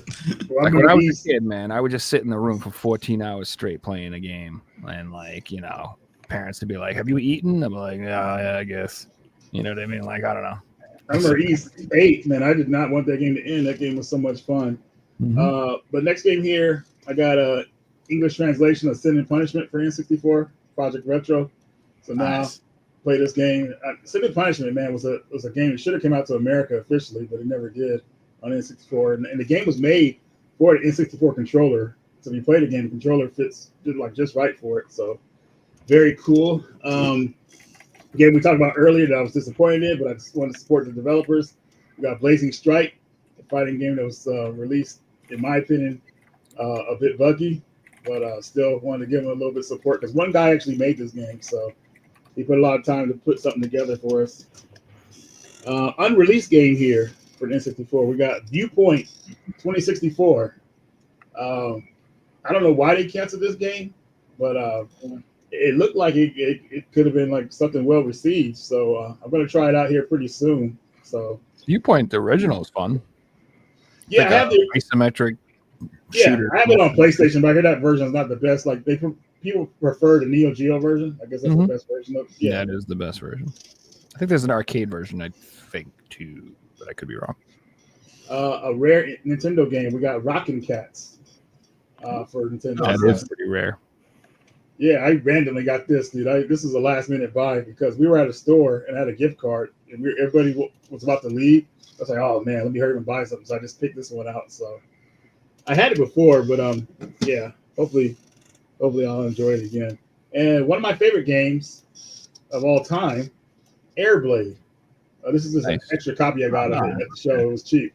I love Airblade. I mean, if you want a game with hoverboard, like this is the best one out there. Seriously, this game is on point. Are you a little cat, though, that cuts people's heads off? Because I had a pretty good hoverboard game earlier. Oh man. Then we got a Henry's Hatsworth for the DS system. It's kind of similar to Monster Tale. Have you ever played that one where you kind of use both screens? I love the cover. I'm not even going to lie. Oh yeah, dude, this is hilarious. It's pretty hilarious, dude. Like, Getting like a Bejeweled vibe from the cover. He's like on a safari holding a cup of tea. Come on, man. I got Alliance Alive for 3DS. Oh, nice. Yeah, let's go. Oh, the cool version, too. Yeah, I got lucky and found it. $40. The guy hooked me up with a deal. So yeah, it's happy to have this. Is that the same game we got on PS4? Yeah. Yeah, they made a PS4 version of it. But this one, HD or something, yeah. I guess it's going to be the rare one because 3DS, obviously. A game I wanted because you guys ever heard of that movie called Titan AE? Oh yeah. Well, Titan AE had a game. Well, they almost had a game come out, but since the movie flopped so bad, they canceled the game. But there was a demo release for the game, and I actually enjoyed what they had in the demo because I got like the most out of it. But it showed that the game had potential. But I heard that the developers actually made this game Atlantis for the PlayStation, so I wanted to pick this up and try it out and kind of like compare it to their previous work. So Atlantis on the PlayStation 1. I still haven't seen the movie for it either. I mean, I'm missing out on anything. I know Michael J. Fox is the main character, right? The voice of the main character, I think. Titan Hot E. dogs for Disney in there. No, of Atlantis. Oh yeah. Oh yeah. The movie. I think so. Oh, yeah. All right. Moving right along. Don't laugh at this next release. I don't really plan on playing this, but I just got it for like just. I love Mortal Kombat, but Mortal Kombat 3 long box. Nice. Mortal Kombat 3 was definitely a change in the series because they cut out a lot of characters that people loved. You know, Scorpion was missing. Who else was missing? I can't remember. Scorpion was one of the main people. Johnny Cage is not in this game originally, so that really upset a lot of people. But the combo system and the fighting was a lot better in this game. But luckily, we got Ultimate, which kind of fixed things later on. Then we got Agent Armstrong. It's a 3D running gun game. You guys heard of this one? Mhm. It's a PAL only. Yeah, the dude had it for $5. I said, man, let me go ahead and get that because I knew he wasn't gonna sell it. But yeah, I love finding like PAL, PS1, PS2 games. So I looked at gameplay footage; it seemed interesting, so picked it up. The sprites are a little large, but it's an alright game. It's fun. Okay, winding it down here. This is why I like emulating. People always say, people like, why are you hate digital? I'm like, nah, man. That's how I find out about European games and Japanese games and stuff. I'm not just gonna buy $100 Japanese game off a line and see if it's any good. And then the next game I got is Popeye the Sailor Man. The rush for spinach. You guys know spinach is supposed to be bad for you, kind of in a way. I don't know. Look at the way he's chucking it in his mouth. Just look at Popeye. Well, maybe if you eat it like he does, it's bad for you. But it is. It causes kidney stones. Really? Yeah. See, yeah. It's got sulfates in it. Look at the Wow, that was good. Wow. But the game is made by Namco, so they did a really good job on the sprites and everything. So it's really. I had to pick it up after I saw some gameplay footage of it. So yeah, probably the last Popeye game we actually got. No, there's the one that John Riggs talked about years ago. Oh yeah, there was one. Yeah, it was really horrible. Reggie, does the back of the box say it plays on the DS? It does. No, yes, it does. It says DS and it says I think there's some kind of 2-player mode. Like, It must have came out like late in the cycle. That's yeah, really probably good. did. Yeah. The original Popeye was like one of my favorite games when I like the first games I ever played in my life. Like Atari, I used to play that on. Fucking love that game. What's weird though, Fixie, it says 2001 on the back, so maybe it was just a later print of the game or something like that. Yeah, that makes sense. Gunstar Superheroes, which I think is the best Gunstar game out there. There's only 2 of them. I like this one the best. But this is just an upgrade. The one I have had a tear on one of the tabs, and I saw this one. I said, you know what, man, I gotta get that because I want that game in the best condition ever. Because it's one of my favorite games. So if you have not played Gunstar Superheroes, it's kind of like up to debate which is the best one. They're all good, but this is my favorite one. The only thing this game is missing is 2-player mode. But the reason they didn't 2-player mode, sprites are really big in this game, so it would have been kind of strange. But anyways, Gunstar Superheroes. Almost done here, guys. Almost done. Then we got Ghost Chaser, Densai. I think that's how you pronounce it. It's a beat 'em up for Super Nintendo. Project Retro Games did another like Ghost Chaser. yeah, dude. I think it was a series, but I know it's an arcade game. The arcade game was on point. Like it's just one of those arcade games that's kind of like, I don't know, it just went missing in action kind of because it wasn't that popular, but it's a really good arcade game. Of course, the Super Nintendo version is kind of nerfed. It's missing one of the characters, but it's still a really solid game. So, yeah. She is rocking a double thong. Yeah, I don't know what that's about. She got a thong over her thong. I hate the censorship shit, man. Why they gotta put a thong on the thong? Now, have you ever seen Ash vs. Evil Dead? Of course. You ever watched the TV show? Oh man, Yeah, that was great. great show. Literally, all I can think of is we call ourselves the Ghost Beaters, man. Ghost Beaters. That series ended prematurely too, man. At least they gave it an ending, but yeah. Dude, that show. Oh man, I don't want to get into it. We should have got hour-long episodes. Is what we should have got. It's a 30-minute bullshit. Next one is Melford Stories. This game is very similar to if you play games like Magic Sword. It plays just like that. You know, cool 2-player, somewhat beat 'em up platform game. Yeah, I know you guys can barely Is that a see repro or is this an actual? Yeah, this is a repro, man. Like this game didn't even come out to America. They got an English translation. I've never heard of this, and I love Magic Sword. So and Project Retro put it as a physical, so I picked that up from them. And the last game that finally got a release in America, that got released everywhere else, is Rodland for the NES and the Game Boy. So I just got these. Is that strictly limited or no? This is Retrobit. Retrobit? Okay. Retrobit, yeah. So the Game Boy version and the NES version, which I thought was great. I had the Japanese version, but now this is obviously what I wanted. So very cool games. They're very similar to like Bubble Bobble, Rainbow Island, Snow Brothers. You like that type of gameplay? Very similar to those. So cool games. And, yep. I was gonna say, did you see the Taito Milestones Collection 3 they announced? Yeah, I already pre-ordered it. Finally has Bubble Bobble. Finally has Rainbow Islands. Finally has like Rastan and Rastan Saga. It's like the best collection they've done so far by a mile. Yeah, I hate how they kind of like released the weaker stuff first, and they got gradually get better to the better stuff. But at least they're doing it, so it's all good. But that's all I got for pickups. Woo! Good stuff, man. Yeah, I think I went pretty fast. Yeah, you can just tell us what you got, Doug, if you didn't bring a bunch of shit down. That's all good. Yeah, no, I mean, recent stuff was, Dragon Age, the Veilguard. I got Silent Hill 2 remake. But the Baldur's Gate 3 CE finally, because I missed it when it came out. So that thing, I love the game. I got the deluxe edition, so I had to get the CE too. And outside of that, I guess Sparking Zero was pretty new, but I didn't. Yeah. Oh, the PS5PRO. I mean, that's the biggest thing. That came today. So that's kind of a big deal. Yeah. So that's it. Right on. Didn't you? Did you say in your post you forgot to get the disc drive though, and it's like you can't find one? Some shit. You gotta hunt one tomorrow. Yeah. So when it came, I was like, oh fuck. Well, first I was confused because it was like, because I did manage to buy the PS1 branded PS5 controller, as well as the fancy expensive version of it, as well as the weird mobile version like that. I forgot what it's called. Portal. Yeah, because like I had the other weird thing that they came out with that you could like hook your phone up to it and it was branded, but I was like, I want the real Portal because everyone says the Portal's decent. What's probably going to happen is it stays in the box and then I'll just play on my TV because why would I not play on my big TV?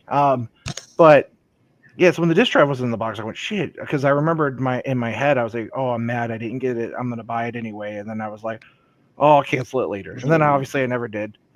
It's here, so I transferred all my data and stuff. But then I was like, crap, I don't have a disc drive, so I went to GameStop's website and they said they had them. They were like, we got 3 to 5 delivers today. I bought it. They canceled my order. No, they were like, we don't have it. And then all of a sudden later it showed they had it again. I bought it. They canceled my order, so they didn't have it. So then I was like, well, I guess I know what I'm doing tomorrow. So I'm gonna have to go hunt one down.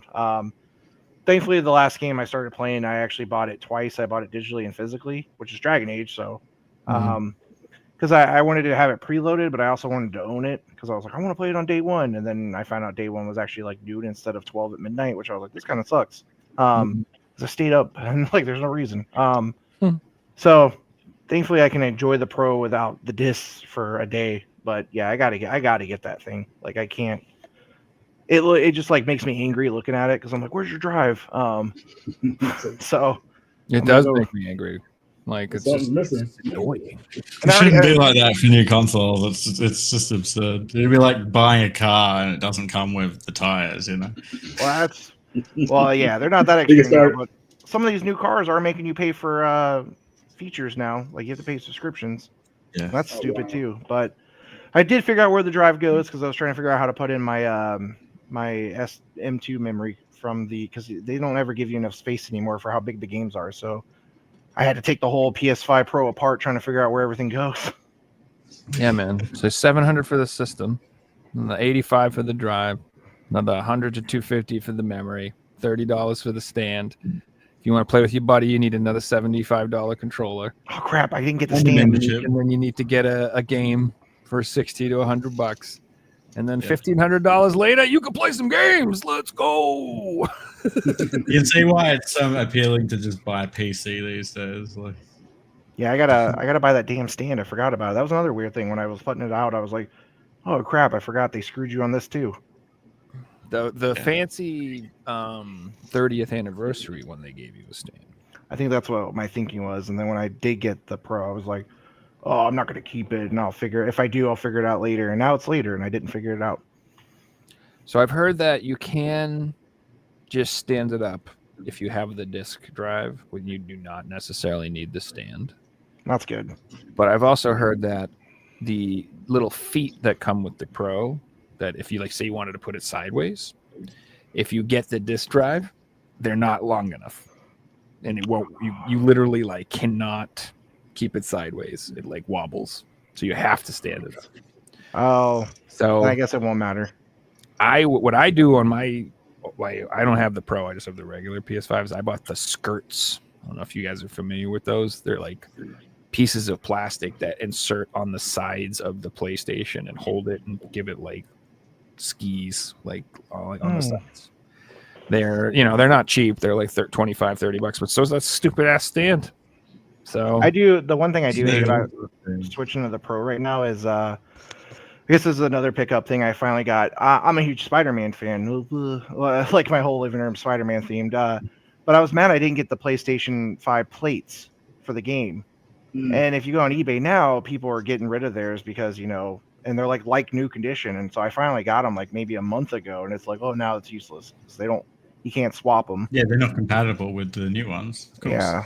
So I guess I'm just gonna have to leave my old PS5 out of the box on a dresser or something so that I could show off the darn plates that took a year to get. Well, if it makes you feel better, I bought every color of the plates. Wow. And now you can't use them. Oh, that was dumb. And now it's well, if I get a new PlayStation, it's going to be a Slim or a Pro, and I can't even use them. So I don't know. I've said that I'm going to casually try to pick up OG consoles over the next 5 to 10 years, $250 or less if I can get them for cheap, and I'll just buy every one that I see I can get for cheap, and I'll just throw those plates on them and eventually have them all set up. That'd be kind of fun. But you can only have one connected as your main console. Yeah, for just being for the show. Unless you just have 10 PSN accounts. Yeah. Another thing too that was a huge hesitation for me to buy the Pro is rumored that the PS6 is going to be backwards compatible with PS4 and PS5. They said it's going to be pretty much, I mean, who knows, but it's just a rumor. But if it's the same type of architecture and they can play those games, and assuming maybe we can get a disc drive with it, then maybe I'll just hold out and get a PS6 to play my PS4. And I'll still primarily play PS4 games on it, probably. Yeah, there's that rumor that they're because I know at one point they were working on backwards compatibility and then they killed it before the PS4 came out. But there's a rumor that we've seen on the internet, which we see everything, that they are working on backwards compatibility for the PS5. So we'll see. That would be cool. And then if the 6 is just like flat out all disc work, like that would be the most amazing thing ever. Yeah, it really would. I mean, overcoming the hurdle of PS3 backwards compatible would make it so expensive. But I could see them doing like place PS1 games. Yeah, I mean your PS3's good, but if they could throw in at least exactly. PS2, that would be good. Well, the reason the only backwards compatible model of the first PS3 did PS2 games was because it was so expensive. They took out that part and it made it so much cheaper. But that part shouldn't be expensive now. It's 2024. I'm just kidding. I would think so. Yeah, right. We'll pay for it. If they make a system that plays everything, I'll pay. I don't care how much it costs. I'll pay for it. So I don't think they will do that, just because it would be very expensive, and let's be honest, the market for that isn't as big as we think it is. We think that's the greatest fucking thing in the world, but your average consumer is not going to care about playing PS3 or PS2 discs. You're just your average consumer. They're not. But so I think they should, whatever with the new console. But I just think, why don't they do like an anniversary edition PS2? Why don't they just make a new PS2 for $200, $250, plays the discs, has HDMI, maybe a little upscaling, and it's little internal memory, so you don't need memory cards, Bluetooth, so you can use wireless controllers, just a couple quality of life features, you know what I mean? And just sell just that, $250. And I guess for a year, just for the anniversary. You don't have to make it forever. Just make a new one. It would sell like fucking crazy, I think. It's almost like they went down that road but did the mini instead, which is just this like little side thing. Yeah. Doesn't have to play discs or anything, Yeah, I guess the argument there though is, whenever they make a console, it loses money to sell the games. So like, well, they'd have to figure out a way to make it cheap enough to sell it just as a console. Yeah. Like you said. But I mean, if it's a collector's item, they can overprice the damn thing. Correct. They could charge $350. My analog charges fucking $500 for little Game Boys and shit. So, it's already done. Yeah. So that's like you said, they could totally overcharge for it as a collector's item and make it an anniversary. Like, look at how badly everybody wanted the anniversary PS5PROs. So just think if they made a PS2 and make anniversary edition like that, it would be sold out like instantaneously. That's just my theory. But again, they don't like selling stuff for old gamers like this. They don't want us to have this. No, if they find a way to make some money, if they can make some big money, they will, but I don't think they think it's very lucrative, Yeah. Well, gentlemen, it's been 2 hours and 50 minutes. It's about that time. Yeah, I just secretly asked Reggie how long did they go, and he's like 2 hours, and I'm like, whoa, way over that. Yeah. The bathroom's calling. Man, it was great having you on, Doug. Yeah, thanks for coming on, Doug. It was awesome. No, it was great. You guys were fun. Hell yeah, man. It was definitely cool talking to you. Super excited to hear about all the new projects and stuff too. Check out Rockit Games, guys. We'll leave links in the description. Yeah, there's in the comment thing. There's a link to the page. You guys can pre-order Croc right now. He said it's open until December. It's available for PS5 and the Switch. Regular edition, collector's edition, and most importantly, there's a little cute plushie. Oh yeah, the Gobbo. You got to get the plushie. I'm not even joking. I'm getting that thing. I like that. Yeah, and you know what I like about your plushie? It's $20. Yeah. Some places I'm like, oh, little cute plushie. They're like $40. I'm like, get the fuck out of here. I'm not giving you $40 for a plushie. But $20. That's actually an argument I make internally, and I did it the last place too. Is you got to find that impulse buy. It's like, what would if I wanted a plushie? What would I say? Oh, that's cheap enough to just not even think about it. And I was like, 20 seems fair. Like, I know we could charge more, that's what people do, but I don't want to gate it. Like, people should be able to just get a plushie.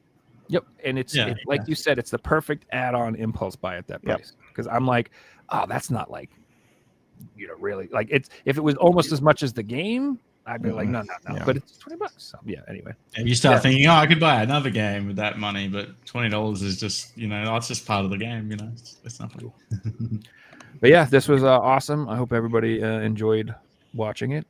If this is the first time you're catching the show, please like, share, and subscribe to all of our channels. And yeah, we do this every Thursday or Wednesday, sometimes at 10, sometimes at 9, sometimes at whatever. Well, we do it once a week. On Sundays. Yeah, just follow me on Twitter, and I'll at least announce it at least 12 hours before the show. All right. Thanks, guys. Thanks, everybody. Hey, Hope everybody has a great everyone. night. Peace. Night, everybody. Oh, hold on. I got to get the thing.